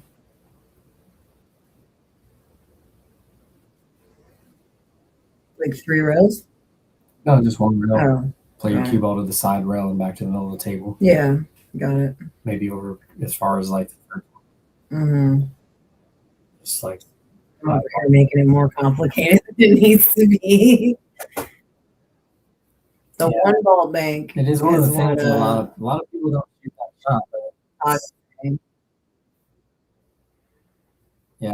Mhm. Yeah, the 1 ball bank is a shot, except for the problem is that there's a chance for the double kiss. You can't really do anything with your cue ball other than hit high ball because it's a rail. And then if you get a double kiss, you're almost guaranteed to like sell out the 5 or something like that. The 5 ball, 1 rail up, and then playing your cue ball straight across is a very low risk shot. And if you practice it, it's actually like it's a half ball hit. It's pretty easy to aim, and then the natural throw and collision induced throw that's applied to the 5 ball sends it down to the pocket, which is away from the pocket. Yeah. And when you're shooting more full banks, it's more difficult to judge the throw.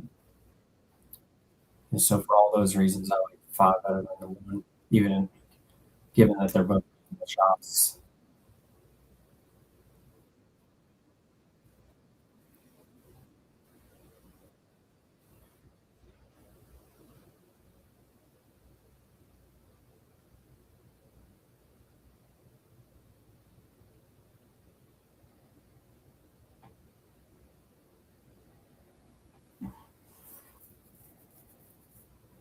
Narrowly missed it. Left Triple G true top over the 2, though. It's one of the best things you can do in one pocket is you go frozen to the rail or frozen to another. It really makes it difficult.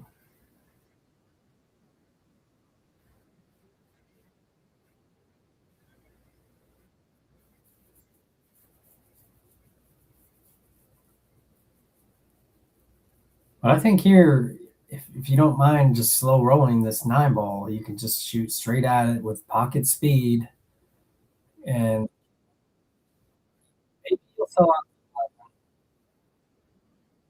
Maybe not. I don't know.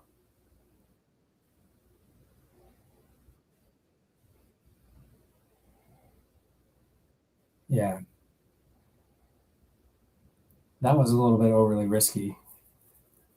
Being elevated, you just can't control your cue ball as well.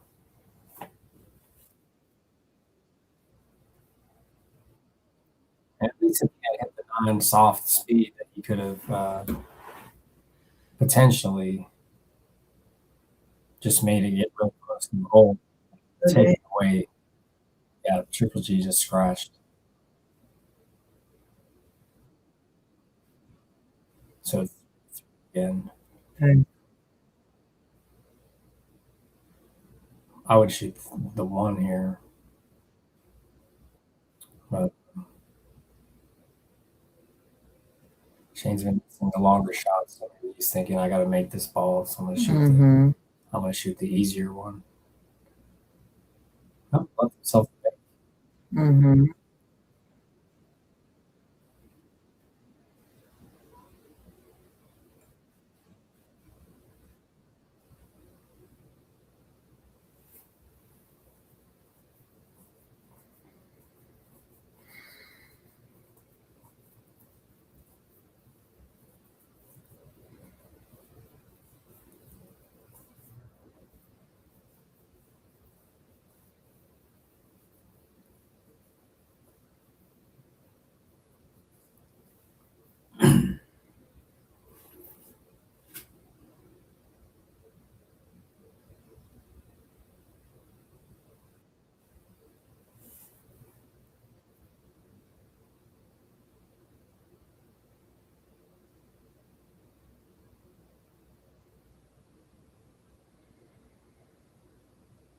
Mm.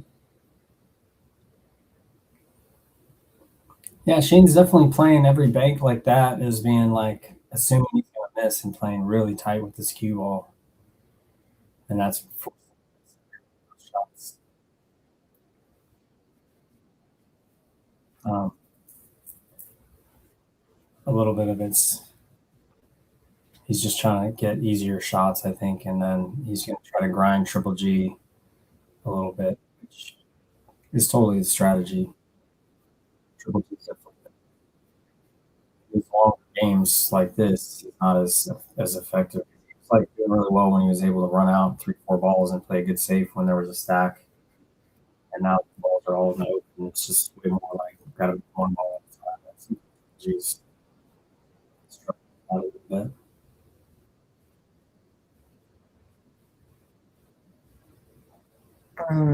Sold out the 13. Yeah, I think he's lost his mental edge here briefly.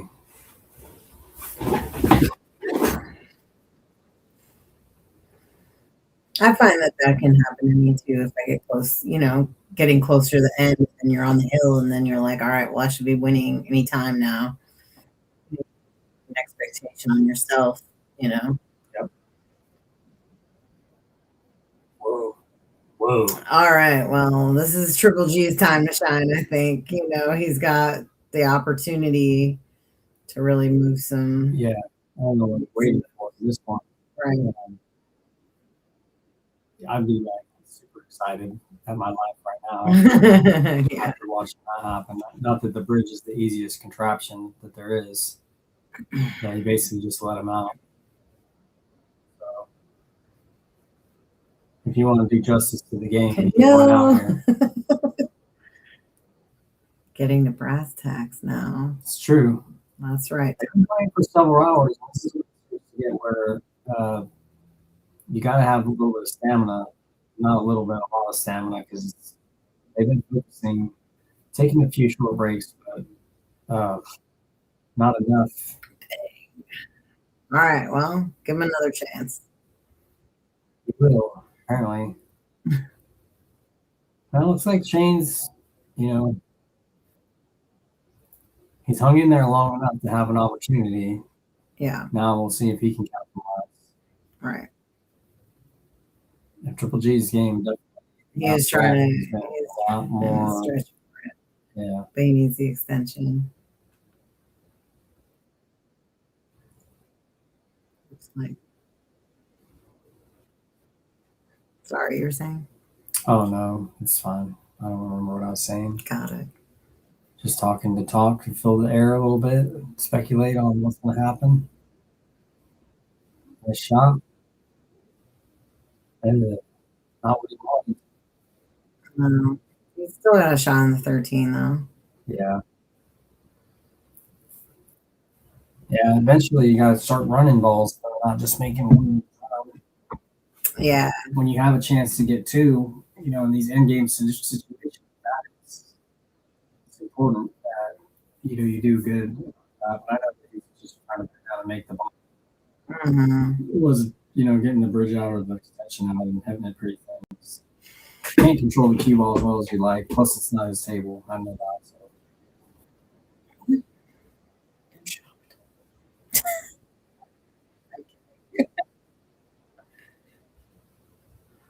Wonder if you bank the 2 here. Yeah, I like the 2 bank. It's definitely a shot, especially if it's like a stop shot. Well, and it also gets it off it gets it closer to it gets it off like Triple G side of the table. Yep. And Mm-hmm. to the rail. You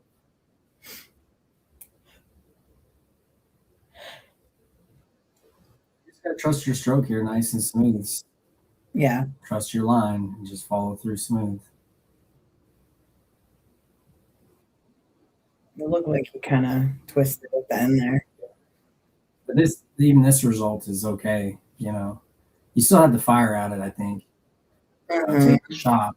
You have to hit it really poorly to end up stepping out. As long as you play your speed like that. The faster speed is where you have danger.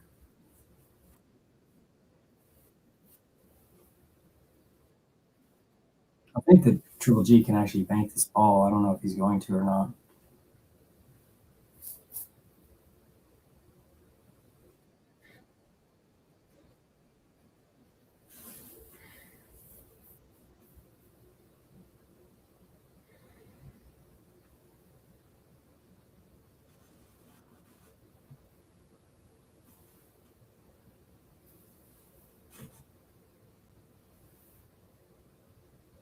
He's really stretched out.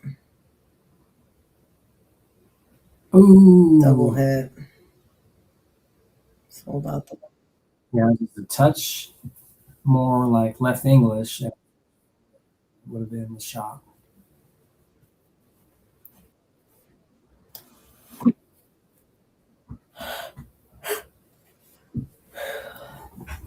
Yeah, so you just make this roll down for the 13, and then he's sitting at 7.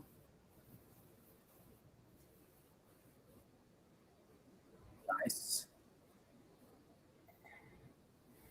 I wonder if he's going to play like does the 11 go past the 13? I think it does. I don't know if he likes it enough. Yeah, I mean, a steeper cut. Yeah.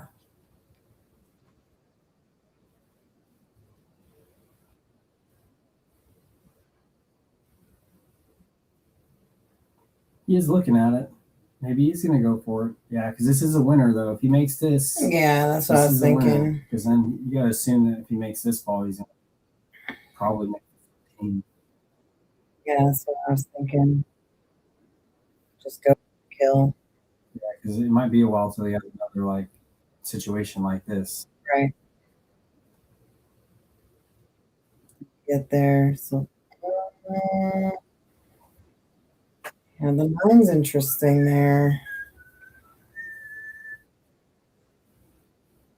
We got 6 to 3 balls.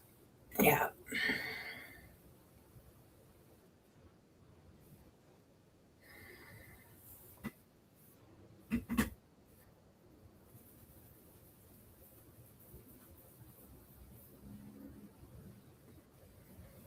You bank the 13 into the 11. Like push him all that way to the right toward his home. I think you can just make 13, honestly. I don't know if that's what he wants to do. Got it. There he goes. Yeah. Just got up and shooting. Yeah, I think here you just bank it straight across, and you don't have to necessarily break it. Just get it over to your side, and then Right. the cue on the end rail. Yeah, there you go. Stop. Take it. Because now there's another scenario where he can cross bank that 11 back if Shane leaves him a good angle on it. So it's really, you're just setting it up for benefit. And then Shane's got the 5 right here. yeah, with the follow. Yeah, he can win with that. I think that he's going to be a little bit more conservative now that he's getting closer to winning. Maybe I like that shot if you're comfortable trying to really make it. I mean, that's one of my money shots, so I love that shot. Understood. Just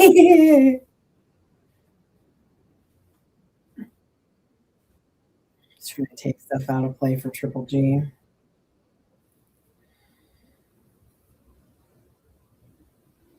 Yeah, now if you can thin the 9 and not scratch, you can try to cut it towards your hole and just play your cue ball up table. And that's what I really like here, instead of playing to bank the 9 away. I don't know if he Oh, kind of got away with it there. yeah.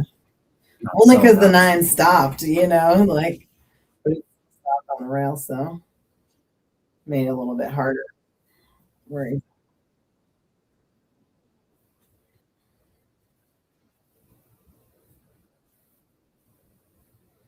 Now you definitely are thinking about the 5.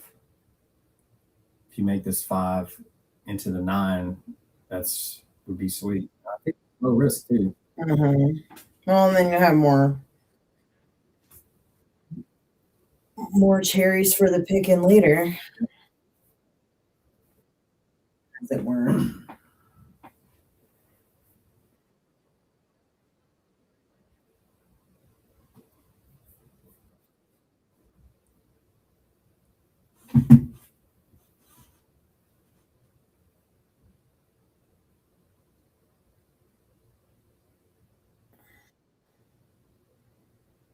I feel like Triple G's got the 4 here, but Yeah, he's got a problem with this corner pocket if he makes it. Yeah, I think you can just make the 9 out of there. Yeah. Maybe 3 rails towards like right side pocket, Mhm. and just do that action. I don't know that you want to like be offensive when when Shane only needs 2 and he's got 2 balls right there. No, I hear you. But yeah, the 4's there for sure. I've been looking at that for a while, like thinking maybe kind of wonder if 2 makes it get past the 4. The 4's in favor. I think to do the 2, you might have to put spin on it and hit it straighter into the rail. Yeah, I really like Greg hitting really harder and then playing the stop shot. Mm-hmm. And move that 9 over his side better. Right. And that really made it to where Shane didn't have good cueing like he does now. He could have kept the cue over the rail. I know.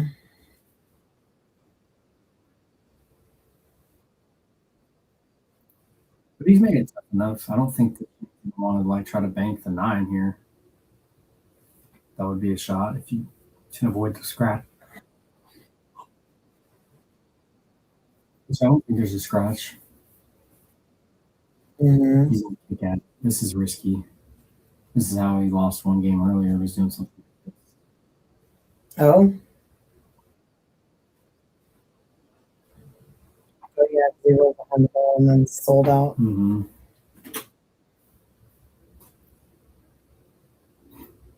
Yeah, and then he let G have the situation. He was trying to win, which I like that part of it. It's just very, it's Ooh, too much. Triple G got aggressive.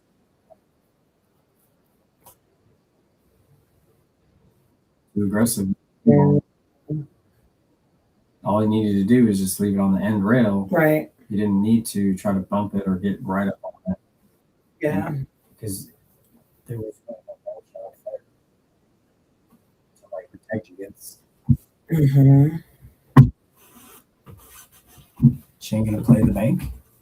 I don't think he likes where the cue ball is. That's a Because pretty he's cut, been, yeah. well, he's been, not doing so hot with the bridge, I think. So I think having another shot with the bridge is best.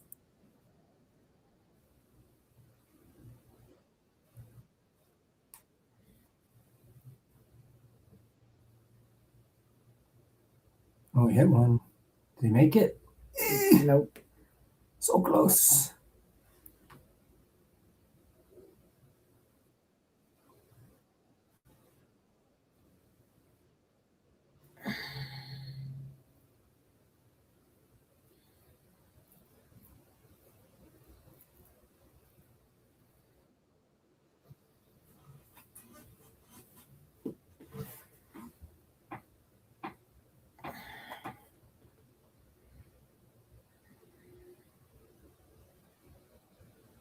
What do you like here? Kicking out the 9.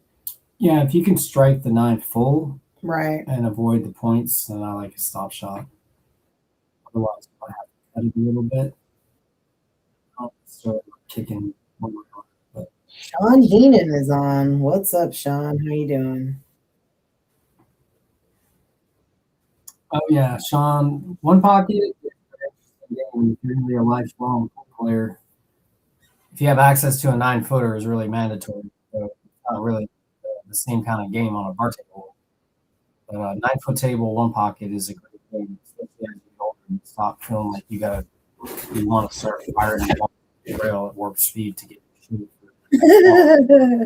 You can just lag into your hole and be happy with your excellent strategy developing over the last 30 years.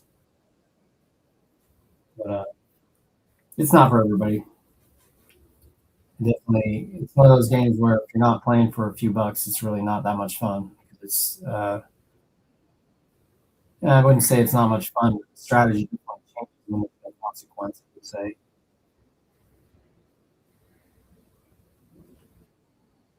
Whoa, sold out the bank.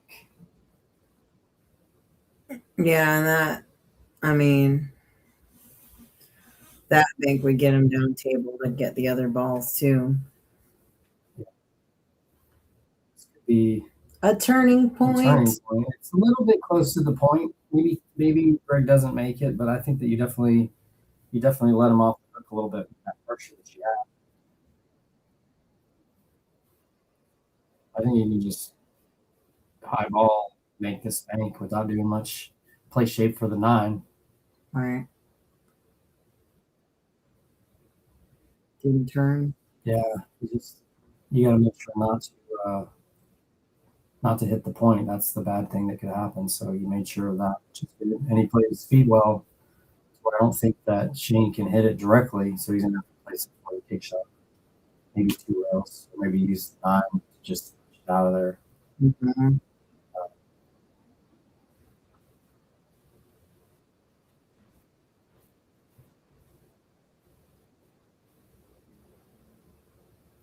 One other shot you could do is play a 4-rail or 4-ball, 2 rails, and play stop shot on the cue ball, which I think Shane might be looking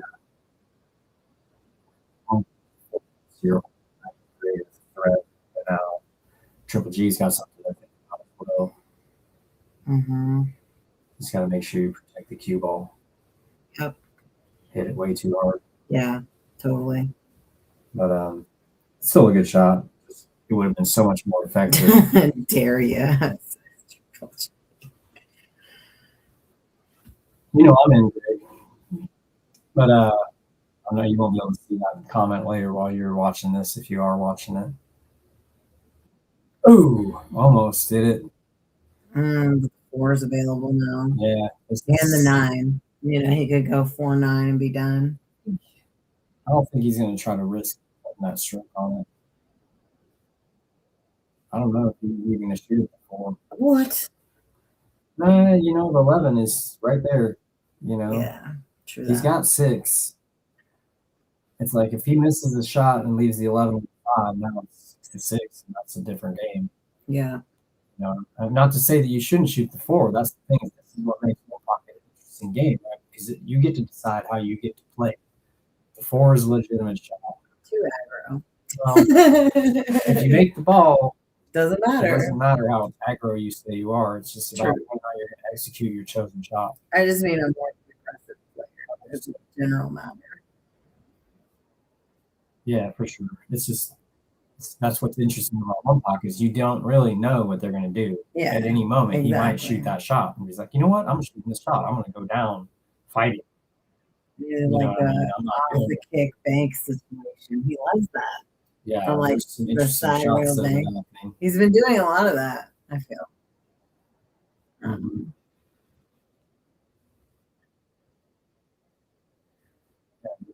Kick shots. He's been doing really well with them overall, but it's I like that shot actually. He played the speed to exit from Shayne's hole, knowing that it was going to go over there, and he got his cue ball over there. Really nice. That was a pretty good shot. This is actually going to put Shayne in a tricky spot. Shayne's going to have a little bit of a challenge here. He's going to have to play off the 9, but then that might sell out the 9-ball bank again. Playing off the 2, he's going to kick the 11 like it's scratch. No. Yeah. Hit a pretty good speed. But that Could get the 5 in the bank. I think that Greg's just going to play shoot straight into the 5 or play it to the right a little bit and then send the cue towards the diamond. Yeah. That's what I like there. It's just cue ball to the first diamond, left rail with the follow. Working in the hole. Yeah, and then you just send your 5 over by the 2. Yeah. Potentially you could thin off the 9. I wouldn't want to set up that big shot. That's why I would shoot that shot. At this point, right, I'm going to not sell out any of the shots that you've seen shoot already, and that's one of them. Mm-hmm. So you really get lining all those balls up. It's pretty tricky. So I think Triple G's going to play off. Yeah, just playing off of it. A little hard. Yeah, and then this. He's got the 2 ball there to protect him from Shayne going way up table to that side rail. But Shayne can be off the side rail and make that scratch to making the 2 in the corner scratches. And now the 5 bank is a free shot. He's just got to hit it hard enough to cue ball to the end rail. That would make Triple G really think about shooting the 2. That makes the 5 more free. So I think there's a lot more making this 5 ball to follow, going down, and hopefully ending up right where that clock is at. Go to the side rail and then to the end rail.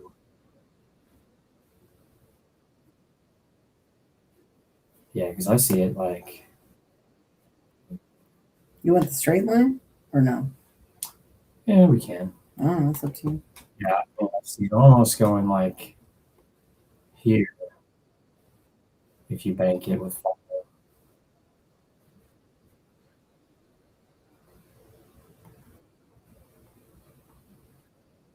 That's a little aggressive, though. Making the 2.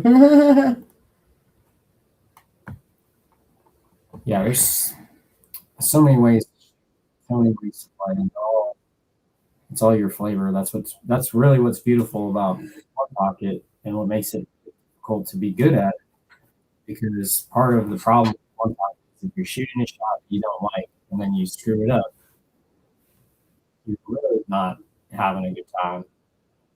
And you can't just shoot at everything like 9-ball. It's obvious what the right shot is most of the time. So you feel okay about it even if you don't get there. But in one pocket, there's always something else you could have done. Almost always something else you could have done. And, every time you make a mistake, it's your fault, because you probably chose the wrong shot a lot of the time, especially if you're not happy with the shot. A lot of that has to do with like your level of aggression versus conservatism. Mm-hmm. So I like the 2 rail on the 9 now. The 4 is a little bit in the way though. Mm-hmm. If he hits it deep into the corner, he hits it like right here. Yeah, so he goes into the 4. He needed to hit it right before that point.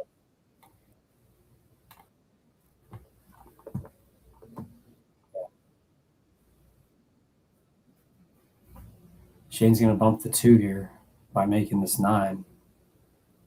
So he's probably, if he makes the 9, he'll probably be banking something next.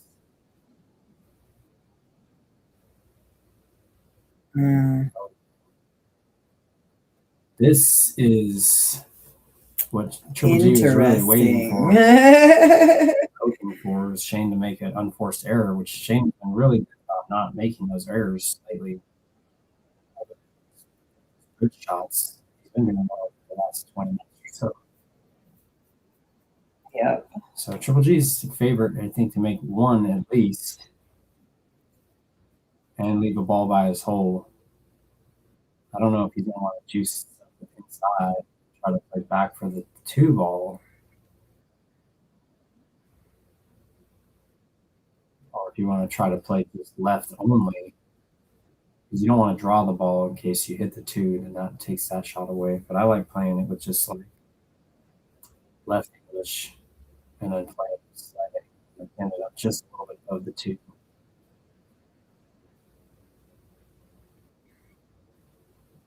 All right. That's going to work. I think you still got to shoot at it. Mm-hmm. Trust yourself here. Yeah.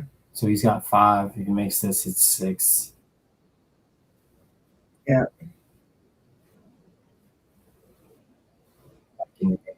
Yeah. 6-6.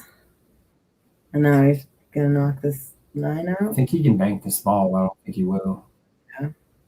When it's straight in, you can actually bank it without as far as the cue ball and the object ball are lined up straight in about close to the hole.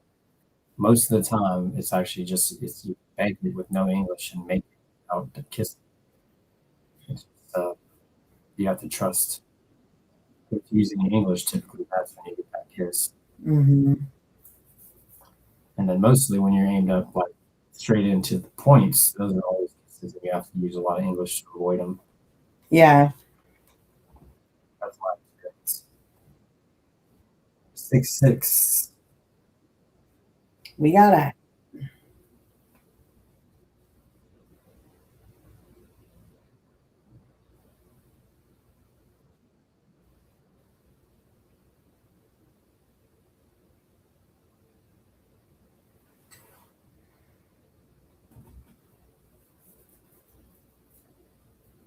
Ooh, that was careless a little bit right there. Yeah, because now he's got the 9 bank. Or the 5 bank. I mean. Either one. Sorry. Yeah, 5, 9, like you might scratch. Yeah, A little tougher to hold. But on the 5, really, I just like hitting it with enough space. Maybe the 4. He's worried about the 4. Possibly. Well, then he just puts it on his side of the table. Jeez, that was risky. Right. But now it's on his side of the table. But he could also like cross Bank it over. 4 is kind of in a good spot for Triple G. It's kind of up by the side. Well, and that's a easy bank too to the corner, I think. Yeah, that's true. You know, one of my personal favorites.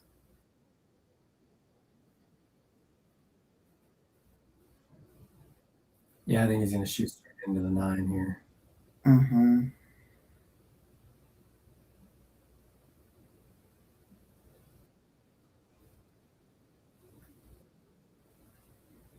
See, the shot that I like here is the 4-ball bank. Again, the same 1-rail shot. This time I play it with low. Like up, down? Center low, straight at the rail, straight up the table, and it'll twist into the hole. It's actually like a standard bank shot. Pool player, you just have to slam it. And then people will come out and play 5 next. It's like it was really set up nice for that actual situation. Mm-hmm. It's just you can't twist it in. You have to hit it center ball, and then you just like the action of the gearing up because you're going across the ball is going to put left or right English on the 4 and then throw it into the hole. Mm-hmm. If you don't, it exits the hole. You don't have to worry about that turning across the bank. Mm-hmm. Because that's one of the things about that slow. The slow speed is you sell out the cross bank so often, But if you exit the ball by hitting it a little bit harder, it's like instead of playing 1 rail and then just 2, you play like 1.5 rail, 1.5 table positions. Yeah. So you should combo. And the 9 spots up. That's sold out in the game. If he makes the 5, it's over. Right. He might shoot the 9, but I like the 5 better, I think. Maybe the 9, because then you can play down to the. I like the 5. But I like the 5 a lot. It's almost straight in. Mm-hmm. 4's right there. Come off the top round. Oh, yeah, you don't need anything else. Yeah. All right. 1 ball for the money. Because Triple G's got 7, yeah.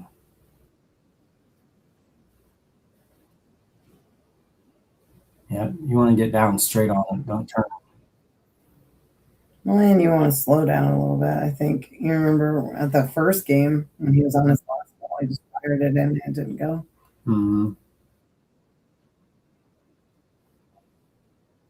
In there for the cash. Woo woo. Triple right. G wins. Do you want to send them I in will for interview? Yeah. Well, we're gonna do some post-match interviews. Hold on a second, guys. We'll be in All right. here. I'm gonna take this chair. Oh, it's a good match overall. I was surprised a little bit. I don't know. I've never seen Shane play. He agreed to play the 1 pocket, so Triple G did what he likes to do, just play 1 pocket, so he's happy either way, I think.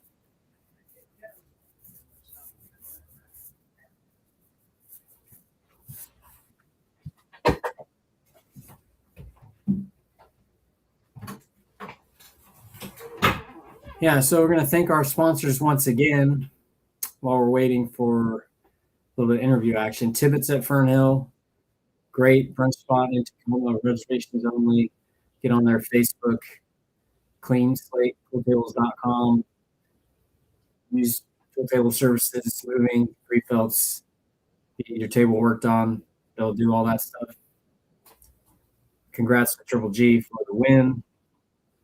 Congrats to Shane for showing up and playing, showing a little bit of heart, trying to get in there. I know it's not his favorite game, but he's willing to play, and that's being game is something he said. So I'm impressed with that. See who we got first coming in here. His 4-0 does not really represent like how close that could have came. I think that Triple G showed, quite a bit of patience, and that was really the difference. There was mistakes made on both sides. Yeah. Shane first. Shane, Later interview. No, right. Shane. Pretty sure. Yeah. You're good. all right, so we got Shane DUNCKLEE first. Shane, thanks for coming by and playing, man. I really appreciate you. Short notice, all that. Yeah. Give me your thoughts here.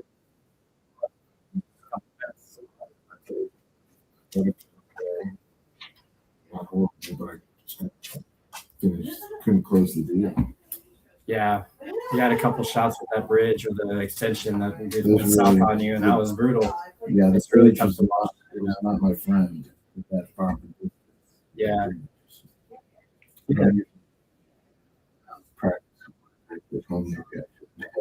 Yeah, well, if you're, 1 pocket, it seems like those types of things come up way more often, and Yeah.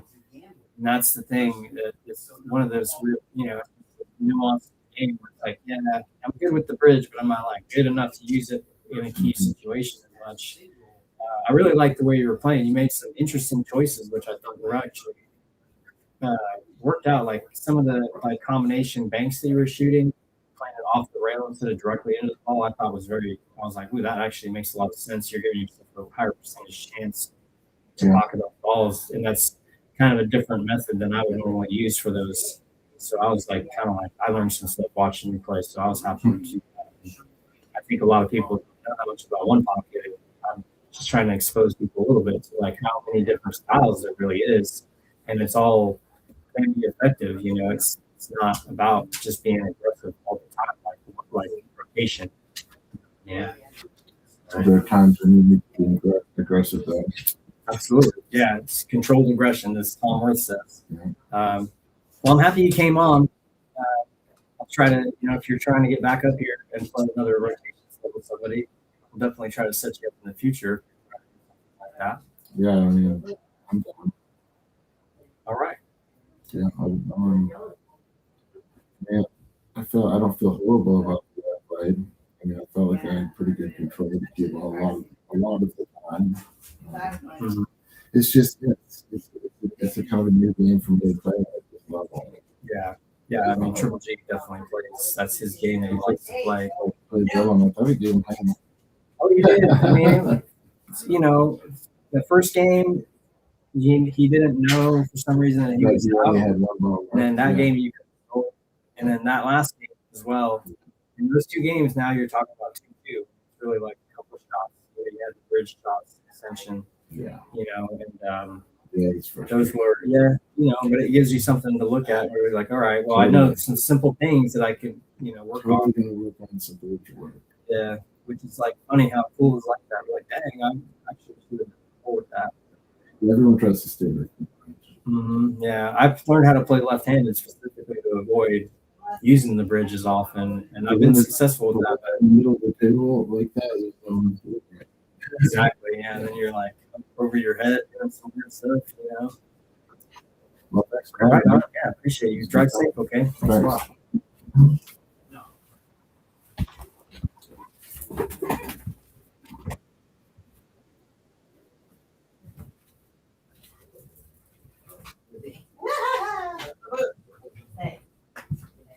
Let's see what we got here. All right, we got Triple G in the house. Talk to me, my friend. What up? What up? Successful. We got through it. It was, we could play better. I know I could play better. But there were some spurts in there that was like, hey, I felt good. He had a couple of shots on me, and I was like, I gave him his kudos. I said it.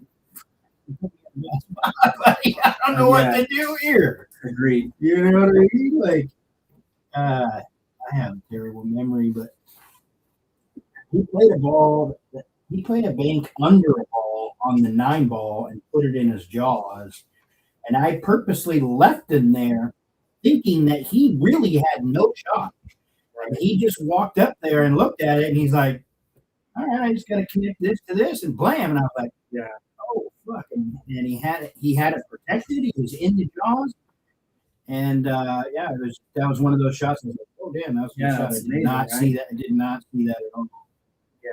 I when I talked in the interview, I was like, there's definitely several shots that we shot, which I thought really worked out nice. That were like, that I really didn't see coming. And that's not to say that I'm like the guy that does one pocket. Yeah, exactly. But it shows how amazing it is that anyone can come with the creativity and shoot a shot that no one else really sees. That is my absolute favoriteest part about one pocket. You can play 10 people and play 10 different styles.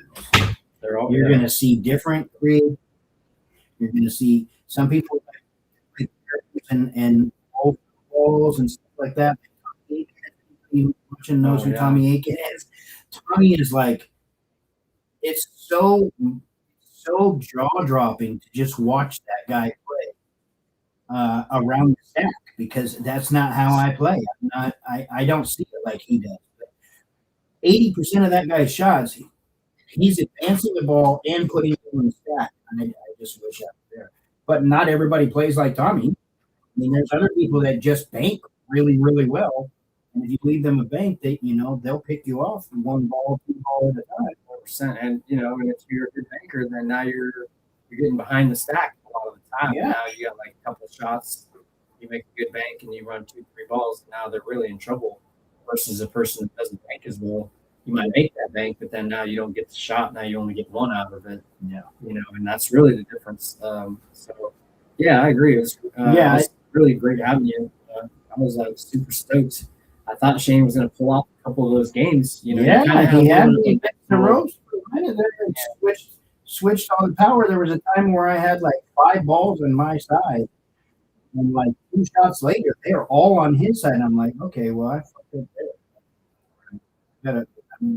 Obviously, I need way more work on the cue ball.